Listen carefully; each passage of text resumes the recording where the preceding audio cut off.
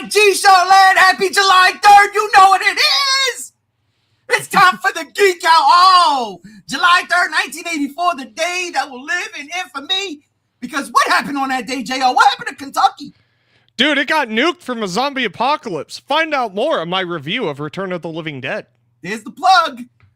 All right, ladies and gentlemen, it is Friday. It is July 3rd. Tomorrow is the 4th. America! Fuck yeah! And we got a show today, and it's going to be a shorter show than last week. Last week was 4 hours. Not happening today. Not happening at all. 95 minutes.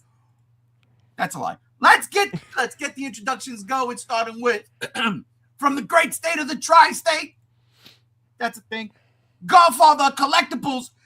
The man without power right now, but it still has the power to be here. Shit, Rob Jira, a.k.a. Robbie by the book over there. Yeah, I'm over here, and I'm with a beer, and I'm probably going to sweat my body weight alive tonight. So if I don't see y'all tomorrow, Merry Christmas. There you go. And my psycho bro from Idaho. Next week, where are we going to go? Silver Age Comic-Con. It's creeping, bro. This time next week, you and me are going to be drinking beers. Yeah, we are. Yeah, we are. Well, we already do, but we'll be next to each other. Oh, my God. This is probably the funniest fucking... Oh, yes. Holy hello. shit. Hello, Cheryl. All right. Right off the bat, there was things that happened this week, and then there was things that happened this week. Nothing major. And with the exception of, I don't know, Sony saying goodbye to your fucking game discs. They're going straight digital. Microsoft saying, hey, we're going to digitize all your digital discs. The game apocalypse is upon us. Also, Robert Eggers dropped his fucking Werewulf trailer, which we're going to watch in a minute and just break down for a couple. I saw Obsession, and I saw Supergirl, and we're going to talk about both of them. And then we're going to wrap it up in a nice, neat bow and get ready to blow off some fireworks tomorrow. Yeah. So, all right. As we kind of... Rob might be fluctuating in and out today, ladies and gentlemen. Unfortunately. What in the fuck is he saying? He said, Decepticons scramble. All right. Let's we'll start with the Werewolf trailer. I'm gonna get this shit right out the way, right? I'm gonna get it right out the way as I set this shit up, share the screen. All right, here we go. Put that like so. And let's make it happen. All right. Oh.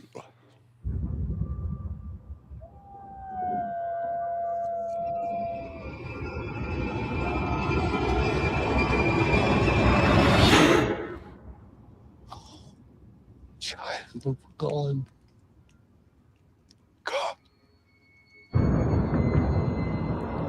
No. Do not drag the darkness. Embrace it.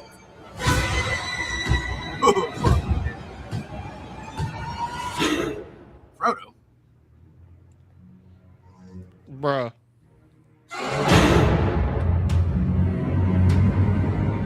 I heard of a raving beast that ravished this country. Keep my husband safe from his cursedness.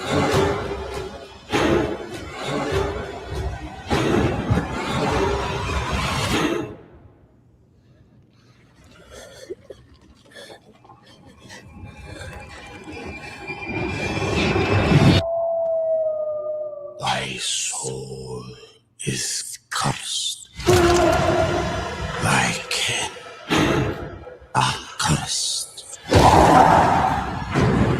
Thy world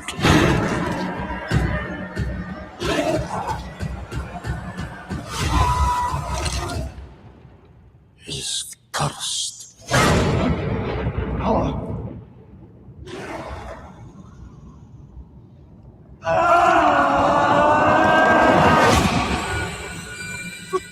So good.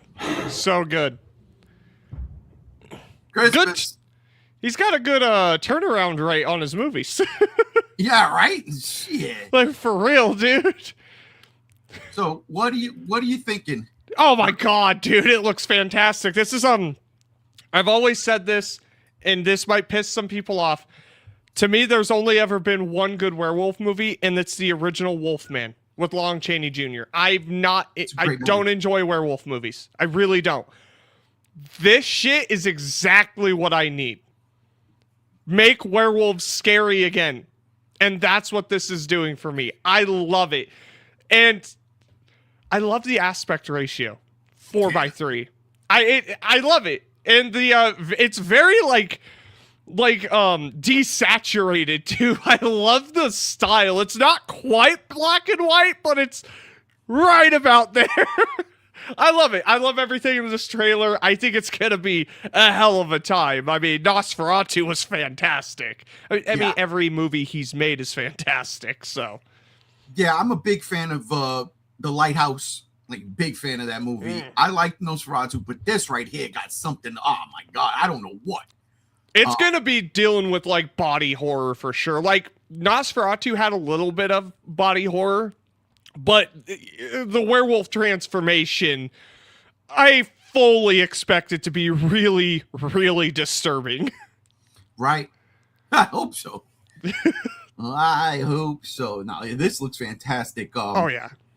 As Cheryl comes in and says, it's okay to be wrong. I'm a little tired of all the horror movies in the past 8 months. Yeah, it's okay to be wrong. I'm excited for this new Wolf movie. Yeah, it looks great. Robert is bringing horror back. Dude, he's bringing... I'm going to say it. He is doing today with the Universal monsters what they did back in the 30s.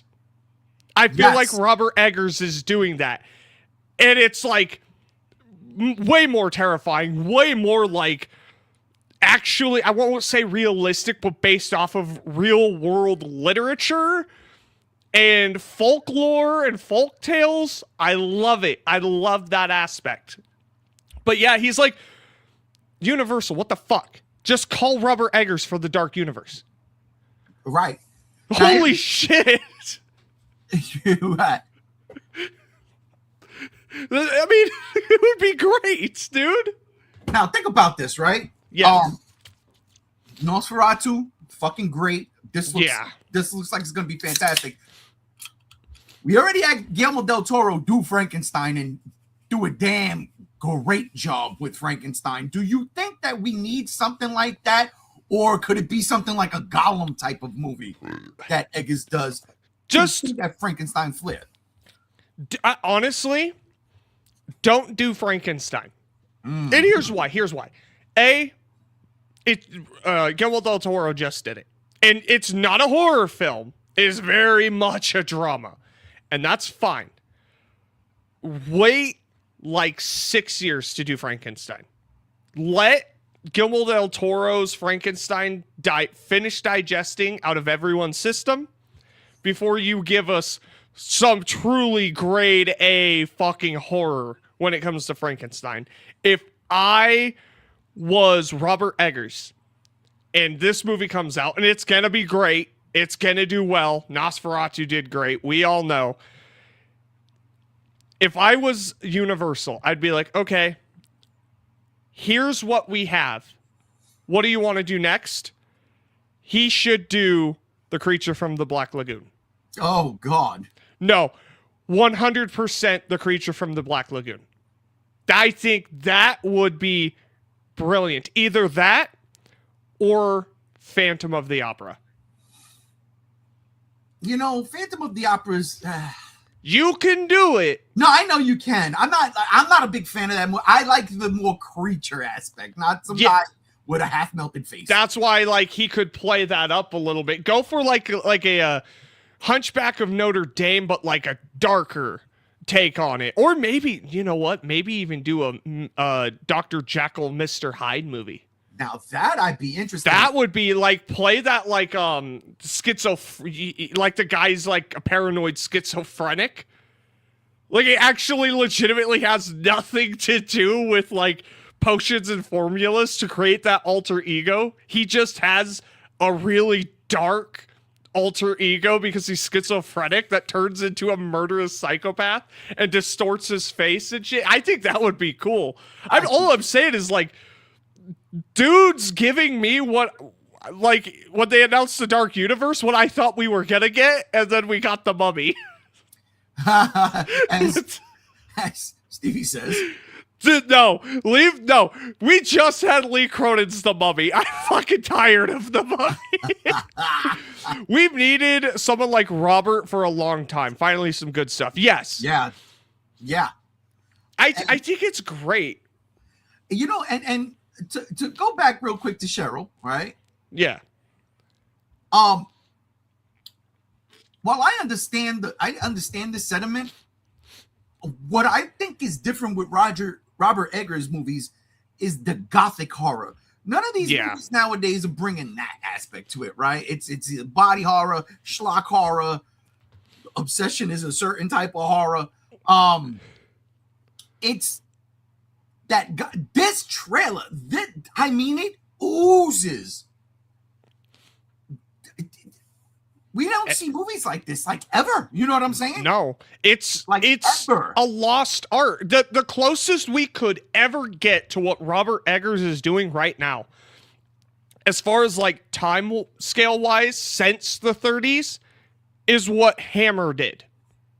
Hammer is the closest, but even then, it was gothic horror, but it really pushed the gore aspect, where Robert Eggers, like, there's gore, but it's more like restrained. It pays off, but it's more restrained, refined, and it goes for more like fucking Cronenberg style body horror. And then bases it off of real folklore and folktale. God damn it. Oh my God. This movie, dude. This movie. I definitely want a more horror style for Phantom of the Opera. Love that story. Yeah, the last one I enjoyed, which it wasn't even Phantom of the Opera, but it was Opera by Dario Argento. Okay. Italian film.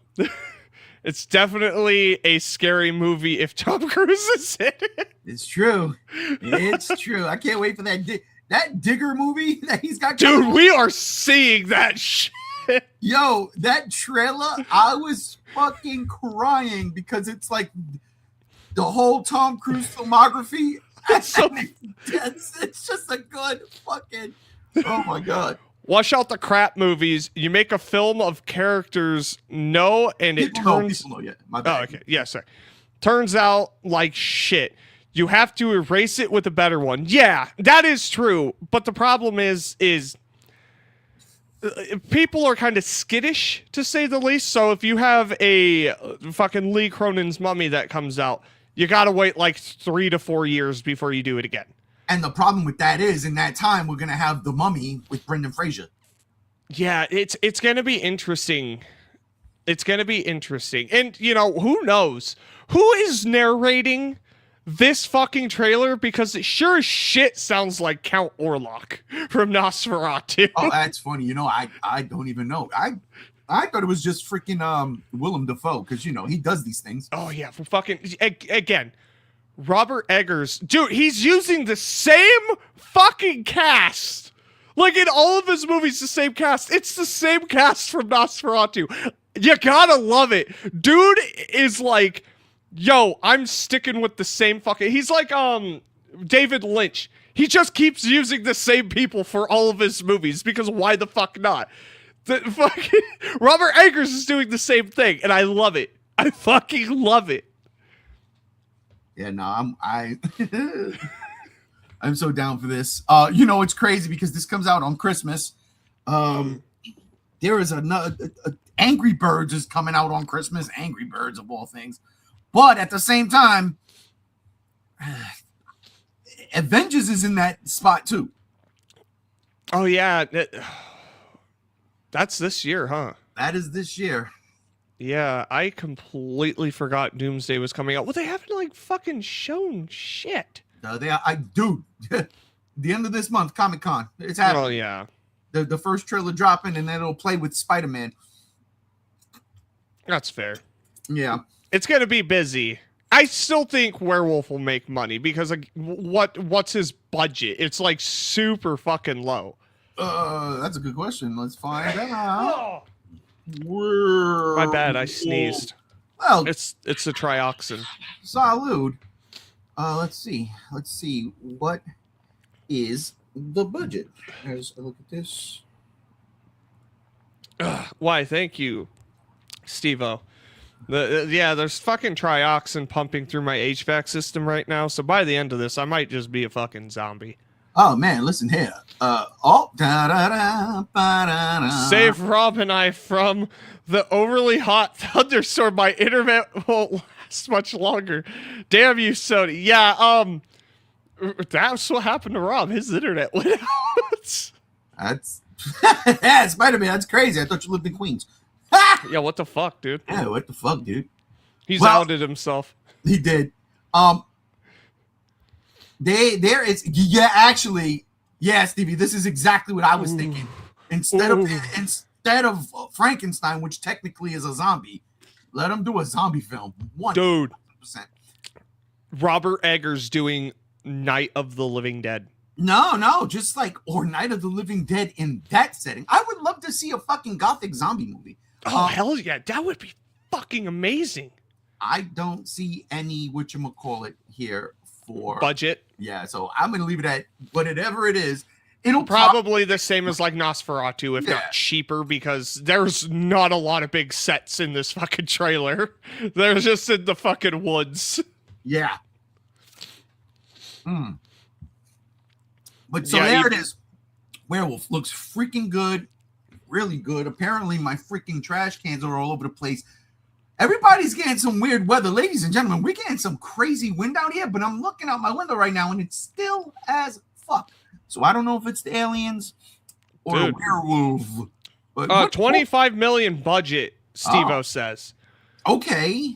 And then Nana says, let the Robert man cook. Zombies, yes. Absolutely. Robert Eggers doing a remake of Army of Darkness. That would be a wildly different movie. Yeah, I mean, like, we got actually, It wouldn't be bad. I kind of want that movie, bro. Bro, it wouldn't be bad, like super serious gothic horror. It would be a flavor, I can tell you that. Oh my god, man. Oh, yeah, I can see it now and I'm scared of it. That's just like what there's this guy, he's from Better Call Saul. The main character, he's doing Tommy Wiseau's The Room, but he's doing it with all real actors and he's actually trying with the material. I feel like it would be that, where the original's like a comedy, and then you have a real director and real actors come in. Nothing against Bruce Campbell in the cast, but you know what I mean. To actually take the source material as serious as possible. So it would be fucking wild. By the way, That's a damn good concept, bro. it's not a bad idea. Not Dude, at all. no. Steve-O, you gotta understand. It's so funny because they are line for line. Look it up. It's the guy that plays Saul from Better Call Saul. He is taking it serious. Like serious, dramatic music, lighting. It's all redone. It's fucking wild. It's so funny. I know you're joking, but still. You look it up. It is comedy gold because it's like, holy shit. It was the script. And Tommy Wiseau. I real quick, I gotta give a fat shout out to Steve. Stevie, Stevie did some AI generated imagery of me and his cousin as Gears from Gears of War, and it was fucking dope.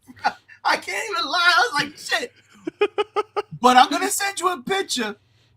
I need you to do the one with me. I like CJR go off.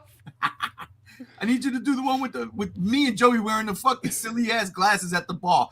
That's the Gears of War pick I want. I swear to God, live stream Wednesday before Thanksgiving, and that's gonna be the fucking. Oh my god. Oh yeah, you have no idea that is the one of the funniest pictures I've ever taken in my life with my boy Joey. I love that motherfucker. I love him. He wants it. Will do, bro. All right, well, that's Werewolf in a nutshell. You know, it's unfortunate because there's fucking crazy shit right now happening in Jersey and in parts of Jersey, and Rob is completely without power. Yeah. And you know what sucks about that? Everyone says global warming was a myth until this year when global warming really started to hit. That too. Oh, look at that shit. Steve's out without power too. Shit. Holy mother of God. Yo, it's War of the Worlds. Tommy Cruise. It can't be War of the Worlds. It's fucking dry as shit out here. It's like 100 degrees. Yeah, it was disgusting. It's nasty. Yeah, it's fucking terrible. I hated today.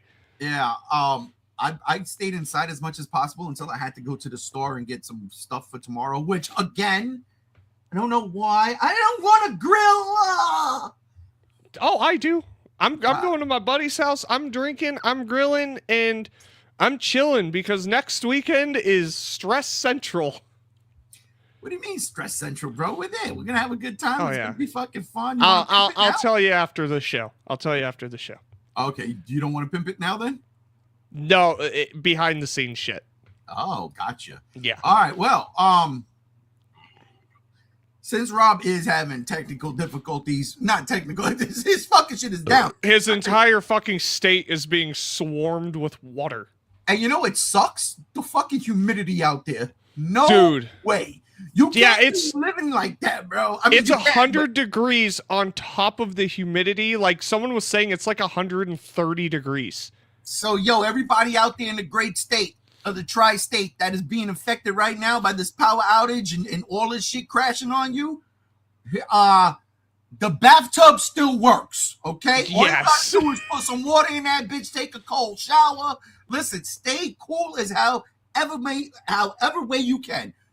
And drink a lot of beer. You know what I'm saying? There we go. Damn. Oh, my God. It's so fucking hot that my car steering wheel gave me finger blisters. I'm serious. I don't have leather interior. Jesus, dude. That's bad business. But since, unfortunately, my buddy Rob can't be here right now. Fucking spider. Oh, my power came back on, but lightning is striking over and over outside. Oh my God, maybe it is War of the Worlds. It's or it's Electro. Oh my God, Spider-Man! Spider-Man, get up there and do the damn thing, man! Spider-Man, call Batman. Have him help you. You the greatest. That's the true dynamic duo. Oh my God, you have no idea. You know what, JR? What's up? Uh-oh. The end is 9. No, the end is not 9. We still got to play some Gears of War. They're here! They're here! Oh, God. All right. You want to get into it now? You know what? No, get into what? I'll do my quick tiny review. Here we go. Oh, for Obsession? Yeah. Yeah, let me know because I've been hearing good things and I just didn't go watch it. So I was kind of like, I don't know, I wasn't like spazzing on the movie, but I was kind of like, how the fuck is this movie making so much money week after week after week after week after week? And in my head, all I could think of is, it's because the people going to see this movie constantly, these dudes ain't got girlfriends. They probably got a fucking AI generated girlfriend on a computer, and they like the idea of a girl willing to do whatever the fuck you ask. That was my head. I saw the movie. That really, I mean, it's like that, but it's not like that. It's actually creepier because the dude, no offense, it's kind of a dweeb. I'm just saying, look, I'm gonna be that guy. I have to be that guy, right? If this shit was to happen and you got your wish, then fuck, dude, you made the wish. Do what needs to be done. Now, that being said, all jokes aside, this movie goes deeper than that. It gets deeper than that. And it is fucking wicked. It's not scary. It's wicked. And I fucking, honest to God, loved it. Because every time I thought they were going to do something creepy, I mean, it was creepy, but it wasn't like, let's take Smile for instance. You know what I'm saying? Yeah. Smile would have some real creepy smile or some weird thing where the fucking neck breaks and bends over and it creepy visuals like that. Every time I thought something like that was going to happen in this movie, it didn't. But it is creepy. Like she walks weird sometimes. She walks backwards. The way they make the tricks they utilize, the movie magic they utilize for this works so well at unnerving. Well, it unnerved me. And yeah, no, I could absolutely sit here and say it's not what I thought it was going to be. And it was really, really, really good. Like it was damn good. And this is where I go push back on the horror aspect because horror has been at an all-time high this year. So far, in the 6 months that have gone by. Yeah, there's only been like a couple of horror movies that were shit, like Return to Silent Hill. And maybe Scream 7. I don't know. I didn't watch that one. Oh, Scream 7. Fucking every Scream movie's bad. Nah, I just, I was tired of Scream after the last one. But this was a fucking good movie. And I'm going to keep the gore out of it because there is some gore. Listen, there is a scene with a brick, a car. And I was like, oh my, and it didn't stop.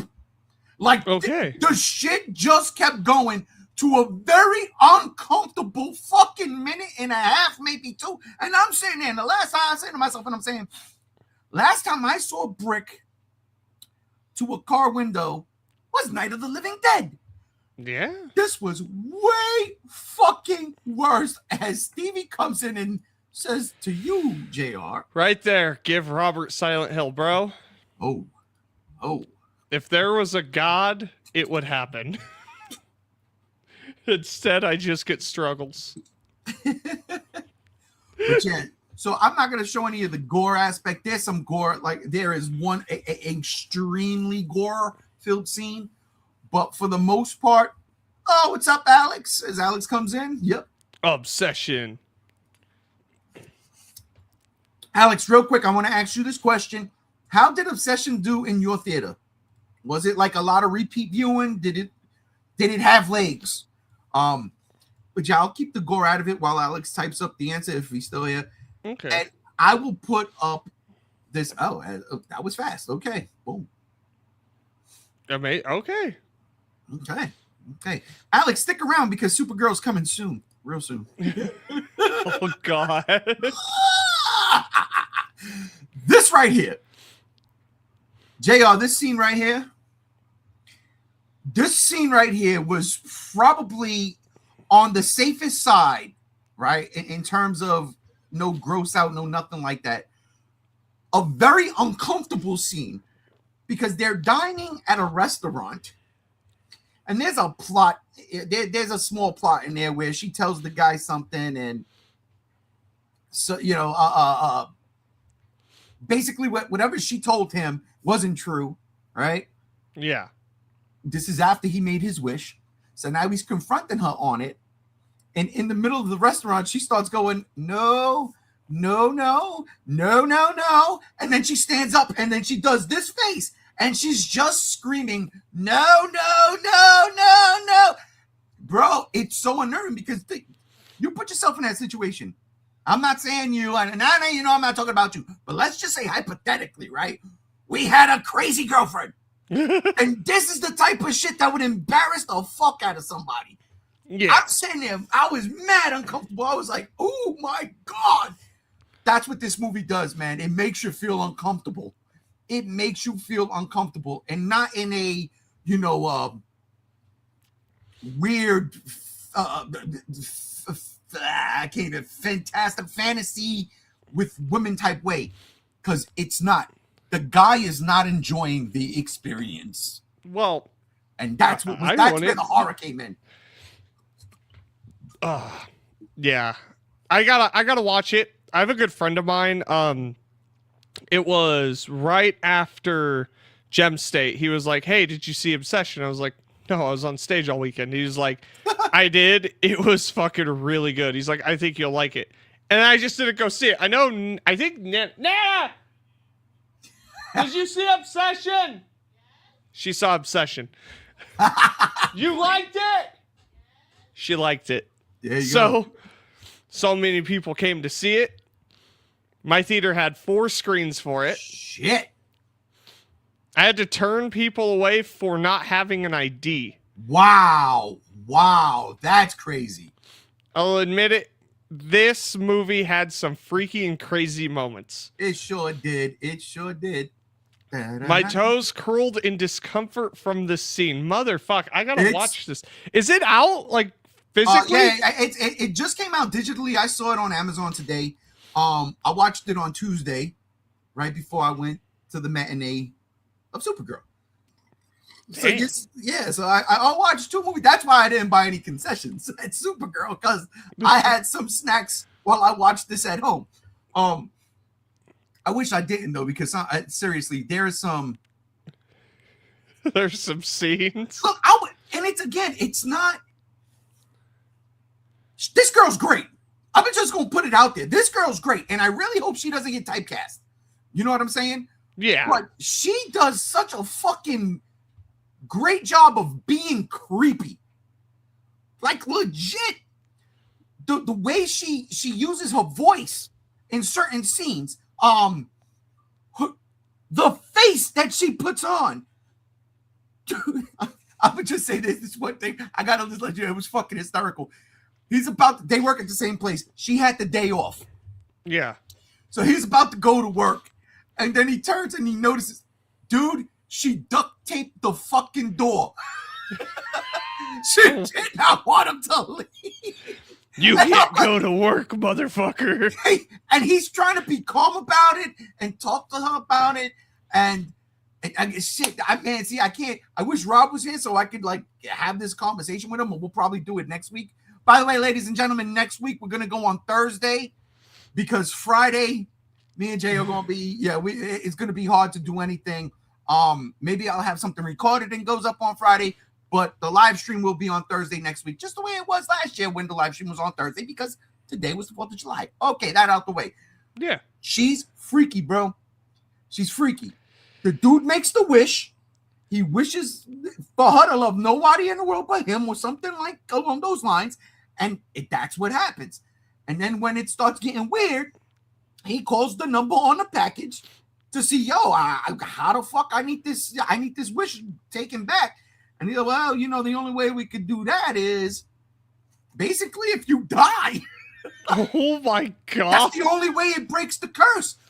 But dude, I gotta say it. This shit had me. I was like, because this is where I'm like, this franchise, it doesn't even have to be obsession, but just with the wishes, or if they want to build upon this universe, there's so much in there. Listen. Guy on the other end of the phone goes, do you want to speak to her? He goes, what? Yeah. And all you hear is her screaming in agony. Jesus. Which means that whatever's possessed her, herself is in purgatory. Bro, I fucking loved it. I loved it. Just, I know how to fix this. Just ball gag in some handcuffs from your local Adam and Eve. Solves the problem. Good God Almighty. Yeah, it's a nutty movie, man. It's a nice runtime, an hour and 30 minutes, 36 That's not minutes. bad. Something. Not bad at all. It was quick. A very good runtime for a damn good indie horror flick. So our rule at AMC is if you want to see an R-rated movie, you need to have valid ID, all the different ways you can get it, and you need to be at least 17. Okay, 17. That's what's up. You have to meet both requirements. The amount of kids who kept pestering me to let it slide or just got mad at me, I ain't getting fired over a punk-ass teenager. Hell no. Listen, they could have just taken their mom. Yeah, for real. Yeah, that's what we used to do back in the day. Or just walk in like nobody gave a shit back in the day. I'm of that age, but I never had to worry about that. It's weird. I'm going to hear JR out on that. Look, that's all I'm saying, bro. Maybe get some of that rope. There you go. Just maybe a collar and a leash. I mean, there definitely was duct tape in the house because she duct taped the door. The second my future lady friend acts a little like that chick, I'm out. Oh, absolutely. Yo, it's good, man. It's good. And again, there is one extreme gross out moment, and then one extreme gross out moment. I think I'm gonna see if I can watch it tomorrow. Wait a minute. Ladies and gentlemen, I think it might. Is it a faint signal? It might be a faint signal. I think I'm a faint signal. Holy shit! We'll see. Who's Eddie? I don't know. Who is Eddie?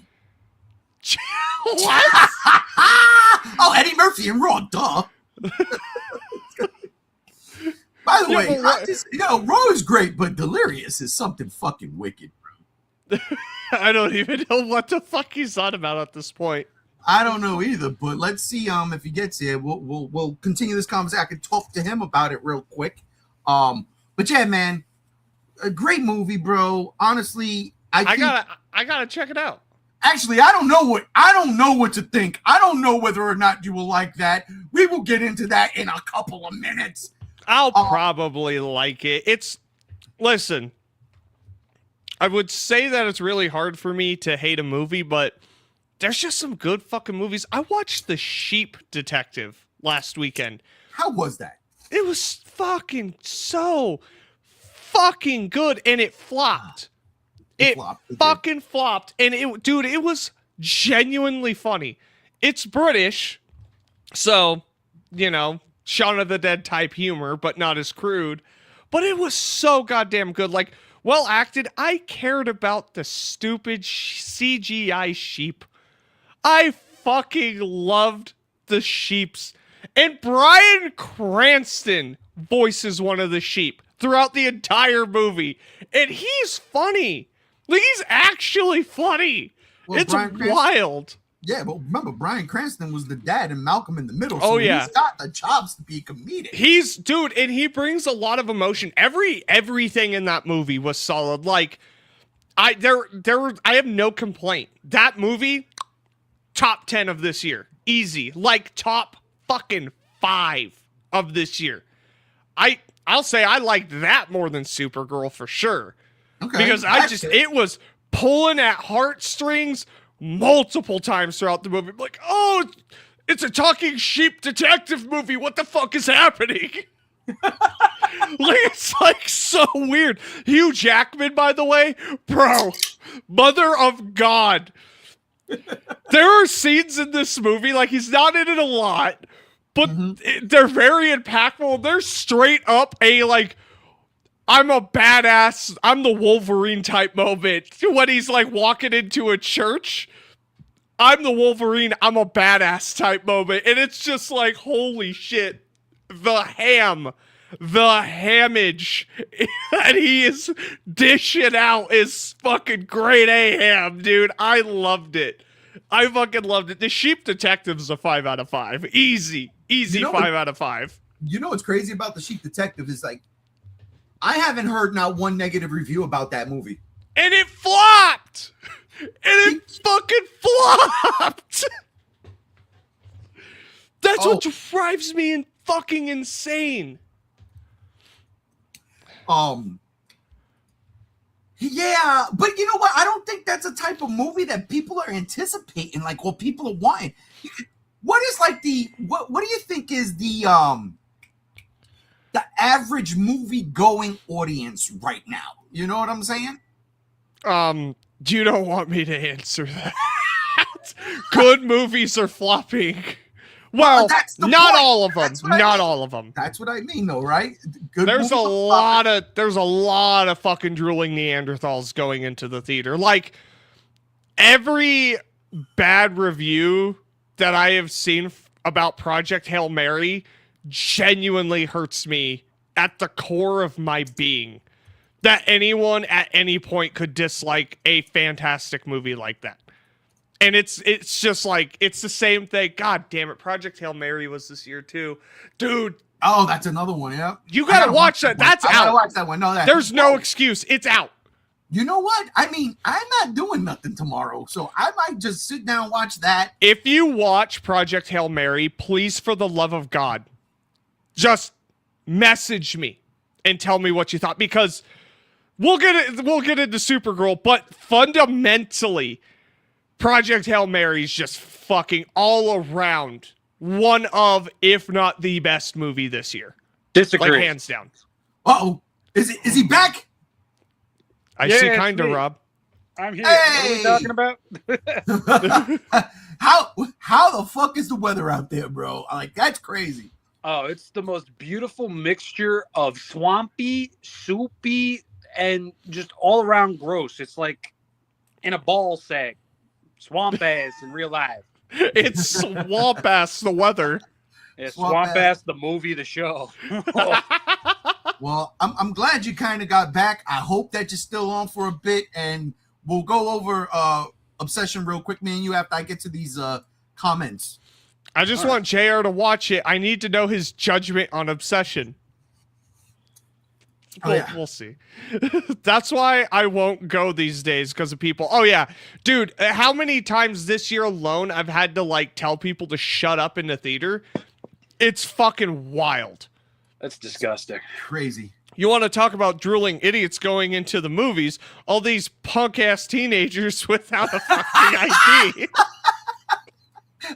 You're good. You know you're good. Dude, no, I fucking get it. And then when the drooling Neanderthal teenagers get in the fucking theater, they just won't shut the fuck up, and they're on their phone the whole fucking time. So why did you go? Yeah. Why'd you go? To post annoy on their everybody Instagram, else. of course. Yeah, Come on. fuck. Duh. I got hard rain, thunder, lightning right now.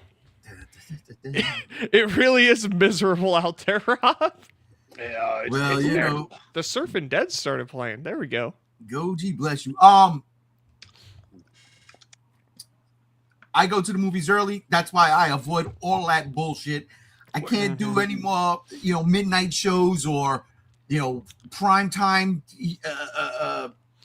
early screenings. Dude. Like on a Thursday. Thursdays now, you could get a fucking show on a Thursday for a movie just coming out. You could get that show at 11 o'clock. I'm going to go at 11 o'clock in the morning. Bro, Ain't nobody going. They going to the 6 o'clock show. They going to the 8 o'clock show. They're going to go in their prime theater. I can do away with all that shit. As you get older, you don't need that shit in your life. dude, it's different here because even early screenings that we've gone to with old people, they won't shut the fuck up and get off their phone.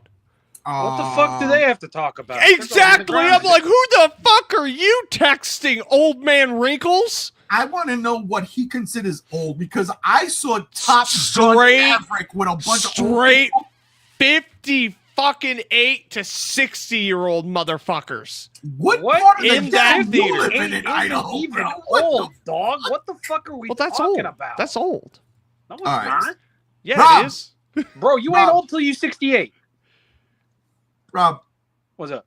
we know you liked Obsession, but like, talk to me now because now I could talk to you back. Yes. Tell him. In this year of horror, is this the one for you that stands out the most? Where does this rank in horror in general? And I already said what type of horror it is for me. It's not like the gasp, oh my God, horror. It's more, well, I just said it like 20 minutes ago or something. Go back. But anyhow, what does this movie mean for you? It's definitely up there for the year. I don't know where I would place it in regards to horror in general. That's a very loaded question. I mean, fuck. I don't even know if I can comfortably say that most of what's come out in the last 10 years will match up to shit that came out 38 years ago. Yeah. But when it comes to Obsession, I like it for everything that it did beyond what it accomplished, of course. I mean, we got some really great performances out of it. We got, personally, I think some nice music up in there. We got a We don't talk about that. very simple idea. Very, very fucking simple idea. It's just like, how bad could a wish go? And, it just spins. It just spins. It keeps going. Prime anthology movie type shit that could be going on here, like with really, really great offerings in terms of creativity. I would need a movie to do what Obsession did, but be 58 times better for me to say that Obsession could be beat. Now, Rob, like, you know, that's a loaded statement in and of itself because Robert Eggers is dropping Werewolf this year. So, but as far as it goes right now, like, Obsession is also my favorite movie of the year. Okay. It is my, like, I don't know how to describe it, man. I mean, I went to go see this movie 3 times. I was part of those people who kept going to fucking see it, and its percentage rising every fucking week, which is awesome. But fuck, I don't know. I don't want to say too much because I really would prefer if people saw this officially. But yeah, well, no, we'll do that with Supergirl because there ain't no spoiling Supergirl. It's bland, but I digress. With this movie, and you touched upon the music, that's what I forgot to say. There is this noise in this movie that absolute haunts you to the fucking core. This noise is like when the Joker pops up on a screen in The Dark Knight. It is this weird buzzing, scratching on the thing. It's something that affects you deep in the soul. And they do it fucking flawlessly. They do. Oh my God, that was the thing that caught me the most. As soon as the poor girl was possessed, because she was possessed. Yeah. That noise was so unnerving, and it flows perfectly into the music, which a lot of times wasn't much of it. Was more that melodic noise that was, it really felt like it was on an ethereal plane where it did. Yes. So I was telling JR, I did throw one of the spoilers out there because I thought this right here is one of my favorite parts of this whole movie. Yeah. Well, this right here with the no, because this is the most unnerving part of the movie, right? This one had me crawling up through my ass. This one was fucking, this could happen. Is this it could happen like with a bad date? Is it like John Berthal? No. Wait. Or is it worse? No, that guy goes. That guy should play a caveman in his next movie. Captain Caveman. That guy and everything Captain, he's in. there we go. Asking, we brought it back. Dude, he's always asking you a question. You ever think about that? Not you. Oh. Well, scared him away. He came back. Yo, let me tell you something. I don't know if y'all know this, but there are many forms to this man. Dun, dun, dun, dun, dun, dun, dun. Is he That's there? better. Oh, there you go. There he is. Yeah, there he is. What were we talking about? The movie Obsession and the music that creeped people out. I was about to say oh yes, like I said, I told Jay I already spoiled it, but when he calls up the number on the rapper and he's trying to get the wish undone, and the guy tells him, well, whatever you got to do to make it undone, it's going to cost like basically your life, whatever the case may be. But when he goes, do you want to speak to her? And you hear this poor girl screaming in purgatory. I loved that shit. Yeah, dude. Again, this is a universe you could do whatever the fuck you want in, and I love it. I love it for it. You don't have to make an Obsession 2. You could play around in this universe with the wishing willows. This shit was fucking dope. It's not my favorite horror movie of the year. I still got to give that edge to The Bone Temple. But it is absolutely my second favorite horror movie of the year, without a doubt. And I've seen a couple, and they've been good. So I loved it. I got to give it to Homegirl here, though. I mean, fucking fantastic. She was, and it's crazy because all these articles and interviews of her are coming out right now where it's like for a solid 15, 17 months, she could not land a role after she finished Obsession. So she built a PC and started streaming on Twitch. And that's how she was making rent and shit. And now Obsession's being talked about like it's the second coming of Christ, or in this case, the second coming of The Exorcist, because people are just like, oh. And I think I mean I want to get into the technicals of it all, and I don't want to overspeak it, but JR, there is some Exorcist moments in this. You don't actually see it, but it's there. And Okay. it's on her chin, it's on her blouse, it's on the floor. It's God. it's disturbing. yeah, Are we talking about the crucifix scene? No. Okay. We're talking about how I'll be back later. You just stay right there, being taken a little too literally. Again.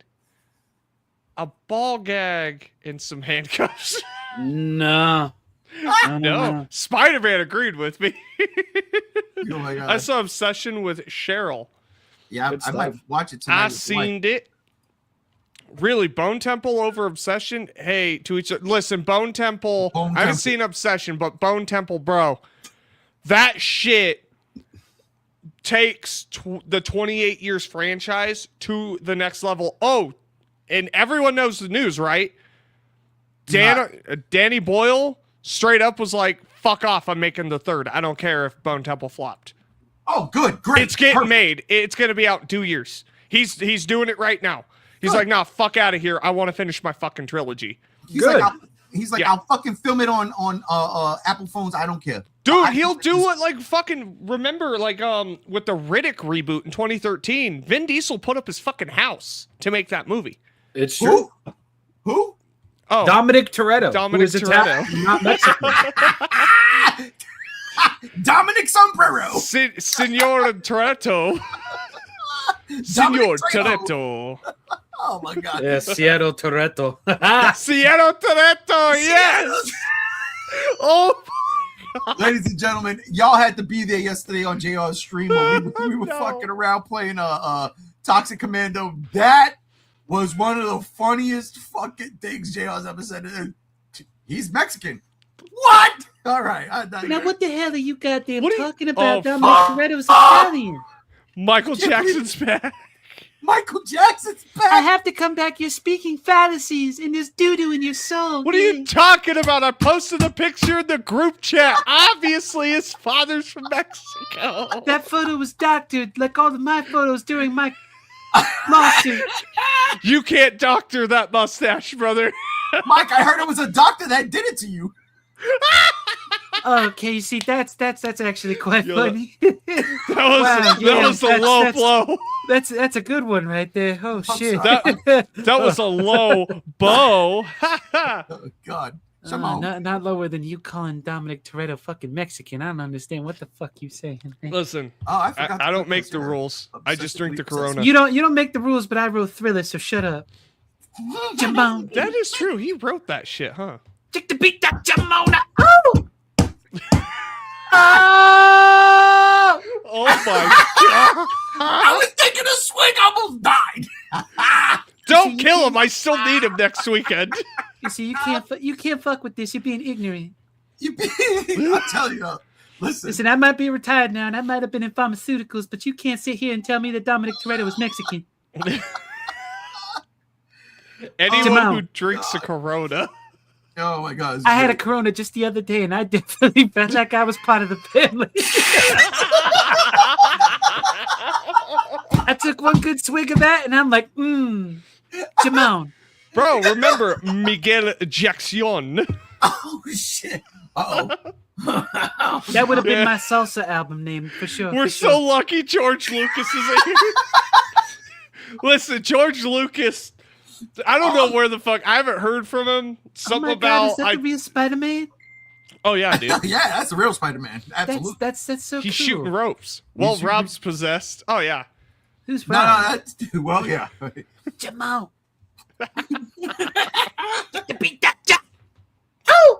I swear to God, I'm keeping this shit under 2 hours. I am. It's okay. It's okay. We're not gonna go over 2 hours. I swear. Jamon. Can't. It's like impossible at this point. Who is it? We got through half the topics. We did.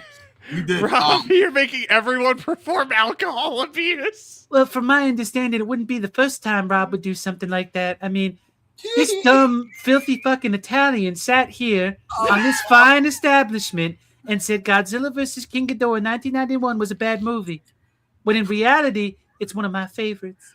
See? Michael Jackson's based, bro. Yeah, I watched that. I used to watch that movie all the time, especially on the tour bus.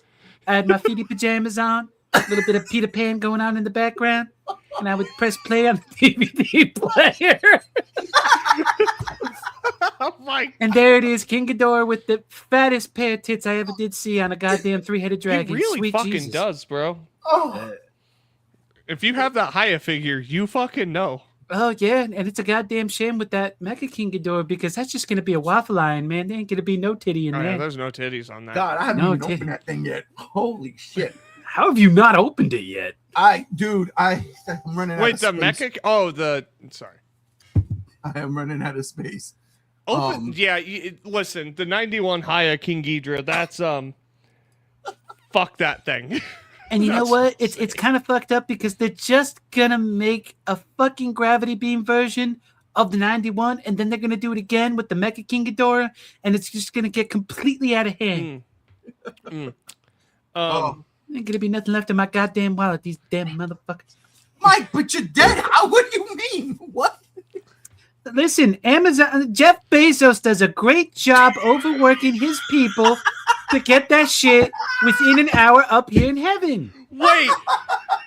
You get Amazon Prime in the afterlife? Are you telling me Jeff Bezos kills Bezos? No, bro. It is so... Dude, the idea that you just see the Amazon truck start flying straight into the fucking sky. Listen, man. John Travolta and that one bitch in Greece did it. Why can't Amazon? Hey, oh my God! I gotta ask you, does the Amazon Prime driver ask you to use your bathroom? No, he doesn't do that because when you get up here, you really don't need a bathroom. You actually don't even need a house, but you can use Amazon Prime. It comes free with, being dead. Well, then, but Mike, if you don't need help, where do you put all your collectibles, Mike? I'm Michael motherfucking Jackson. I put it whatever the fuck I want. You can't touch that shit.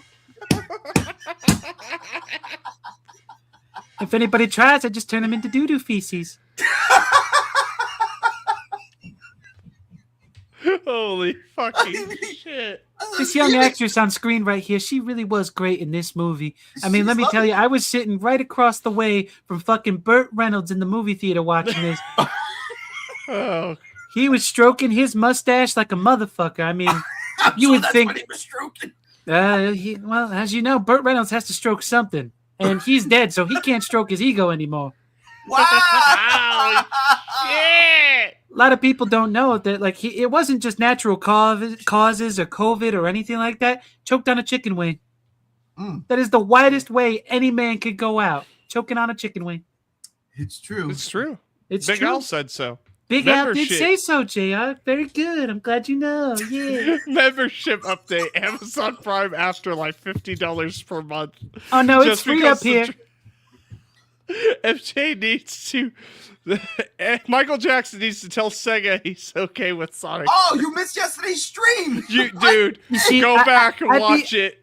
I'd be going to all of my little relatives and little Jafar Jackson and everything. He did a great job in that movie. I really did enjoy his performance. But I come to them in dreams and I tell them, stop it. Stop being poopy heads. You got to let the kids have Sonic 3 OST because the shit that they did without me kind of sucks. Choked on a chicken wing while choking the chicken. Oh, so you watched Idiocracy 2 today? All right. Now, why in the goddamn fuck would anybody be choking their shit while they eating chicken? Eating it watch all- Idiocracy. That'll explain it. I watched the original by Mike Judge. It was a very smart movie that managed to predict a lot of things in modern day America. Yeah, I got kind of fucking scared watching that shit again today. Although I would be pretty happy if Terry Crews became president of the United States.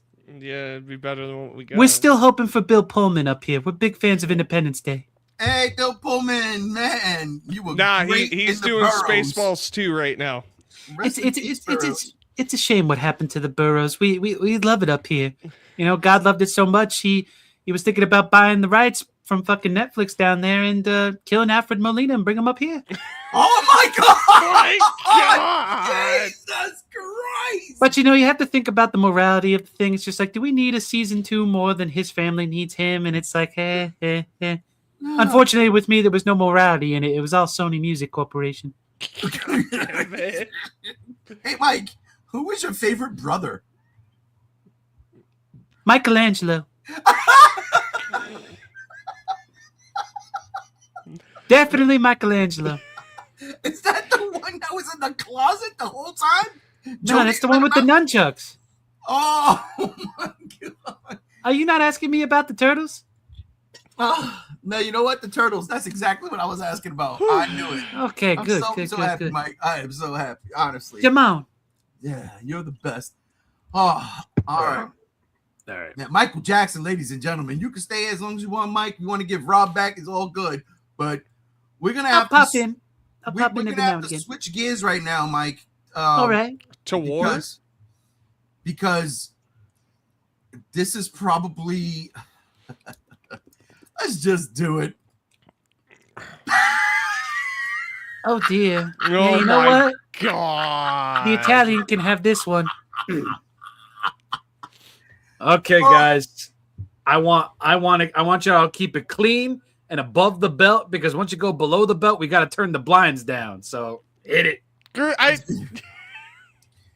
Hey, Who's starting? I'm just saying. I am just saying. If this picture don't tell you 1,000 words, this is the end. Supergirl done killed James Gunn's DC universe. Is it really that bad? It's not that bad. Listen. We should have really paid attention to this poster. We should have really paid attention to this poster. Here's the deal. I'll throw this up there, right? I'll let the stars shine, even though Crypto was there for 5 minutes. Yeah, I'm okay with that. I'm gonna throw in what I liked about this movie. Leaving. I liked leaving after this movie was over because I did not like anything about this movie. Lobo, when the trailers were dropping, I kept saying, oh, it's just Jason Momoa being Jason Momoa, but he's Lobo now. And then when he first came on the screen, I'm like, oh, okay. Jason, that's Lobo, okay. And 5 minutes later, it's back to Jason Momoa playing Lobo. And I'm like, oh my fucking God. It was a wreck. Killed me. Pissed me off. Homegirl with the sword. You know, the little girl the whole crux is about. Every time she came on screen, especially in the beginning, and was like, I need someone to help kill my name is such and such. And oh, it was so it reminded me of this. Yes, it was funny. It's not funny. It's supposed to be its own thing. Why is this little girl making me crack up? Because I'm thinking about the Princess Bride. Every time she says it, I'm like, yo, what the fuck? What the fuck? Because it's in the comic. It's not in the comic like that, man. You keep saying the comic. Guess what I was doing today? Did you read it? I read it. I'm up to issue 7. I'm not going to lie. I'm up to issue 7, but I read everything I needed to read. Everything. Dude. And the first little part of issue 7 where they got Krem tied up to a tree blindfolded. Krem. Pieces.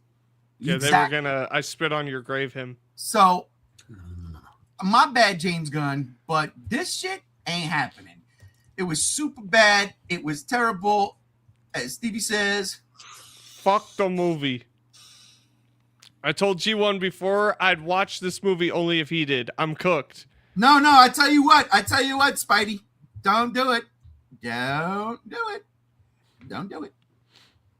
I went to dine in theater that also had beer. Thank God. For real. I loved Jason as Lobo. Yeah, I did too. I liked him right off the bat, and then I hated him. I didn't hate him because I like Jason Momoa. He started to have fun, but again, I started seeing Aquaman. I started seeing the guy from Minecraft. No, I didn't see Lobo anymore. We started to see the second Aquaman movie. Right. The bad one. Right. That's what it was. But that's the thing. By that time, like in the previous DC universe, like you could tell like everyone checked the fuck out, right? It was actually kind of refreshing to just see him play a character that he genuinely loves. Yes, you may say, oh, it's just Jason Momoa being Jason Momoa. Fine. But at the same time, it's like, Is he not inherently just Lobo? That's like saying No. Bruce Campbell is playing Bruce Campbell. Yes, that's why I'm watching a Bruce Campbell movie. I'm sorry, I disagree 100,000%. Because here's the difference between Jason Momoa and Bruce Campbell. Bruce Campbell does the in-cheek shit. We get it, right? We get it. Bruce Campbell gets the joke. I'm not saying Jason Momoa doesn't get the joke. He does. But Jason Momoa also will turn a serious role. He plays these serious roles. He can do these. And I'm not saying it's the greatest acting or, but you look at some of his TV shit, he doesn't play these games. He puts on that warrior persona and goes for it. Now, again, Lobo ain't that guy. Lobo is exactly what Jason Momoa is. Maybe Jason Momoa really does love Lobo so much that when he was reading the comic books, when he was younger, started to fucking ape the character and be the character up until the point where he could actually be the character. But still, at the same time, you started off strong and then turned it into Jason Momoa being Lobo. Why? But that's not even the fucking deal, man. There's so much more about this. I personally don't understand how JR loves this movie. Oh, like honestly, I'm sitting here scratching my head because knowing JR and the type of movies he likes, I'm over here thinking, is he doing this on purpose because people are hating the movie and hate his shtick, and his shtick is hate, and because there's other people hating it, now he's got to like it? Like, what are we doing here? Because this movie, honestly, not that I hate it, it's a bad movie. It's bad. And it doesn't do the comic justice at all. At all. It doesn't. There are so many things about this movie where I'm like, why? Oh, my bad.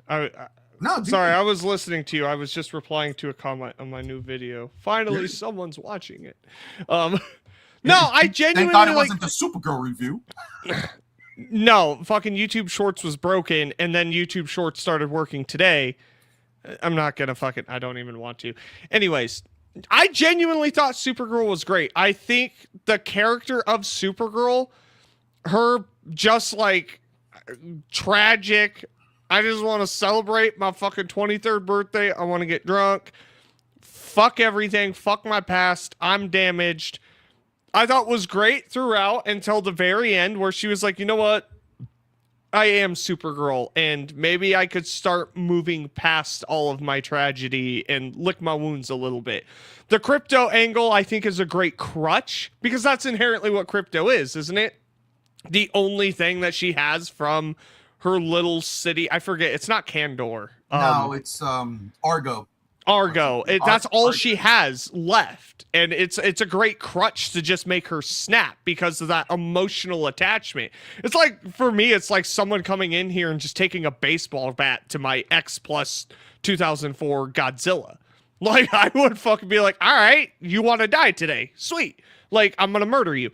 It's like, I kind of fucking understood that.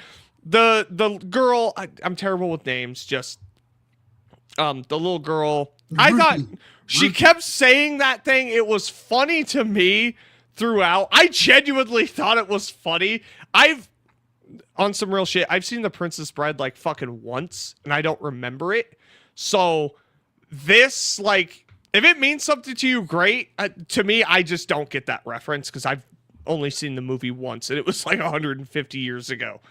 So to me, I thought it was just funny. It was like, no, this is just how this character talks. Very matter of fact. I think everyone here was great. Lobo Jason Momoa was having fun. I loved his snarkiness, and it was, for me, different than Aquaman. Not the second fucking movie where everyone just checked the fuck out. Nobody cared because DC at that point, they were like, yeah, it's canceled. In the middle of filming that movie. Like, nobody gave a shit. So it was more interesting seeing Jason Momoa being like, yeah, I'm going to play myself as my favorite character. It's like, all right, you got balls. And I genuinely enjoyed it. When Lobo was just, bro, that fucking beginning bar scene was fucking great. He just straight up calls everyone useless. That shit had me laughing.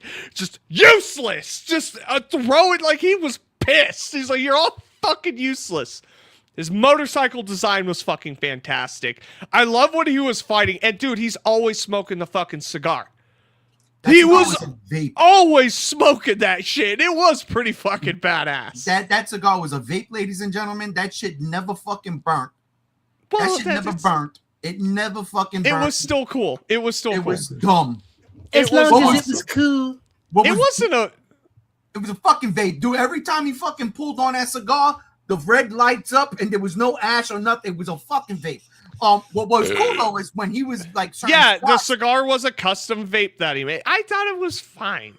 Nah, I was stupid. But what I liked is when his eyes lit up red and shit. I thought that was a cool little quirk. I ain't gonna lie. But again, nothing to make me be like, okay, this movie's great now. No. Well, honestly, 5 minutes into the movie, I wanted to walk out. I was like, what am I watching? What is this? So the whole sequence when they're on the space bus, when it's being robbed, you didn't enjoy any part of that. No, because that felt like Guardians of the Galaxy. Those girls. No. Time out. Legit. Those three girls looked like they were from Guardian of the Galaxy. They did. They okay. From the third I have to sit here and just say it. I have to say it. Yeah, of course. With Guardians of the Galaxy, like, okay, everything looks like Guardians of the Galaxy. It's an aesthetic choice. Just because you tie it to Guardians of the Galaxy doesn't mean it's just Guardians of the Galaxy. Dude, It's not. It's not because that same exact fucking style is not in Guardians of the Galaxy. It's just perceived as, oh, it's similar to Guardians of the Galaxy. Now, ready for this, ladies and gentlemen? Y'all would know, okay, when the Supergirl trailers dropped. And we got our first look at Krem from the Yellow Hills, okay? And I'm like, it's Taserface! Taserface! I did it constantly. Then I see the movie. And guess what? The bounty that Lobo's going after, it's fucking Taserface! I was like, what the fuck? No, Lobo wasn't going after Krem. Dude, no. Krem, I was making fun of during the trailers, calling him Taserface. Right. But when I watched the movie, Lobo wasn't going after Krem. He was going after some other dude that just ran with the brigands. Oh, yeah. That person was Taserface. And I was like, oh my fucking God. Wait, that guy did shit? He really didn't do anything. But it doesn't matter. I was like, are you kidding me? What? It's actually Taserface? Dude, I was like, I couldn't believe I was watching this. I was like, oh my God. Oh my goodness. I don't know. I just see it different. Like, just for me, an aesthetic choice doesn't immediately mean it's aping off of what he's known for. Look, it's like, watch my videos. I have an aesthetic choice. They'll be like, oh, you rip off Zack Snyder because you desaturate your shit. There's a difference between a YouTuber and a movie maker. Well, not anymore. I mean, there is. No. Backrooms has a couple of fucking words with you. Take Backrooms and Iron Lung and the movies that are coming out from an Obsession, because he was a YouTuber too. Yeah, what I'm trying to say is James Gunn wasn't no YouTuber, bro. He was a filmmaker, okay? And James Gunn didn't direct this though. No, he didn't. He produced it, but he gave it the green light. So inherently, you're blaming James Gunn when you should be blaming the director? No, I'm blaming James Gunn. I am. You know why I'm blaming James Gunn? Check this out. Because he said he liked the script, yes. Right. The script that was made by a person who, it was her first script. Okay. She had no movie credits, nothing. It was her first script. And honestly, there was more in the comic book that would have made for a better experience in the movie that she should have pulled from. And this is the problem I had with it, because maybe it was there, and then people who went to remember, they changed this movie 5 times. But I have to ask, and the end it was like, whoa, wait, I'm pretty sure they might have been a fucking dinosaur on that planet that I will get to in a fucking minute, because oh boy. Well, I gotta ask, like, because you sit here and say this was her first script, but one, it's not, and two, where would you expect a writer to first start with a big budget movie? Because That I No, don't. no. I don't agree with that. That's my point. I would expect them not to. I would expect them to do something like Obsession. I would expect them to do something small first, get a name, and then be like, here's Supergirl. Oh, so like the writers of Tomb Raider, the original Tomb Raider, one of them was a first-time writer. First-time writers show up in mainstream movies, big budget movies. It happens. Oh, you wouldn't bring Tomb Raider into it, you know? And I don't. I'm using it as an example, not to say the quality of the movie. Okay, but that's my point. You want to use it as an example. Now we got to talk about it though. You can't bring it up without. Oh, that's fine. Let's talk about it. Angelina Jolie was a fucking star at that point. She was a major Hollywood draw. Okay. So whatever Tomb Raider did, the fact that Angelina Jolie's name was attached to it was guaranteed that whatever fucking movie studio putting that out was going to get some kind of a kickback. So what you're saying is, if you're going to have a first-time writer, you better have a big-name star, because fuck anyone actually have a chance at anything. No, because you just said that it was one of two or whatever. You literally said that there wasn't just one guy on Tomb Raider. Well, it was one other guy. And he wrote one other movie before Tomb Raider. So you had a first-time writer and a guy who wrote one thing before it. So right, for this... Ready for this? Okay. But Tomb Raider wasn't a part of a bigger multiverse, a bigger universe that the DC universe is. Tomb Raider was Tomb Raider. Tomb Raider. Also had a sequel. Okay, it had a sequel. That's fine, but it's Tomb Raider. It does not. It doesn't have Uncharted in it. Nathan Drake doesn't pop up. Kratos doesn't pop up. It's Tomb Raider. So because it's a first-time writer in a universe where the movie has to connect to other shit, it can't just be a self-contained movie with a first-time writer? See, what you're trying to do here is manipulate this argument. I'm just asking. I'm not manipulating. I'm letting you know. You're trying to manipulate that into that. That's not my biggest gripe with this movie. I'm just using... That's one of the gripes. You're going to expect... And this is where I get mad at James Gunn. This is why I said I'm mad at James Gunn. This is what you're doing. This is what you're doing. Again, aesthetically, it does feel like Guardians of the Galaxy. It does. And here's the difference, too. The DC universe and the Marvel universe are two completely different universes, right? When James Gunn was doing Guardians of the Galaxy, he explored the fucking universe, the space aspect of that. This movie is Supergirl in space, not on Metropolis, not on the floating piece of Krypton. It's her exploring space. And we're seeing things that look like they can straight up just walk through the door from Marvel Studios. And I'm like, okay. Okay, but I want to ask this. And that's not even the main part, baby. I recently, for the first time, watched Blade Runner. And the first thing I said when I watched Blade Runner was, oh, this looks like Alien. Could it just be some people have an aesthetic and style? Nope. Because Alien 100% could take place in Blade Runner just based off of the aesthetic alone. Absolutely, but that was also Ridley Scott. That doesn't matter. So you're saying it's the director. That's not the point. It's certain directors and creative teams have a distinct style. Most of what Ridley Scott did looked the exact fucking same up until a certain point. And then, well, it now still looks the same. JR, they are two different original IPs. Marvel and DC have been around way longer than all of us combined. Alien is based off of a novel, so it's not an original IP. This is crazy. Okay, wait. This is crazy. No, it's yes. not. No. Okay. You know, come on, man. It's based off of a story Tano Bannon wrote. Yeah, it's called The Script. It was originally oh my god. Okay.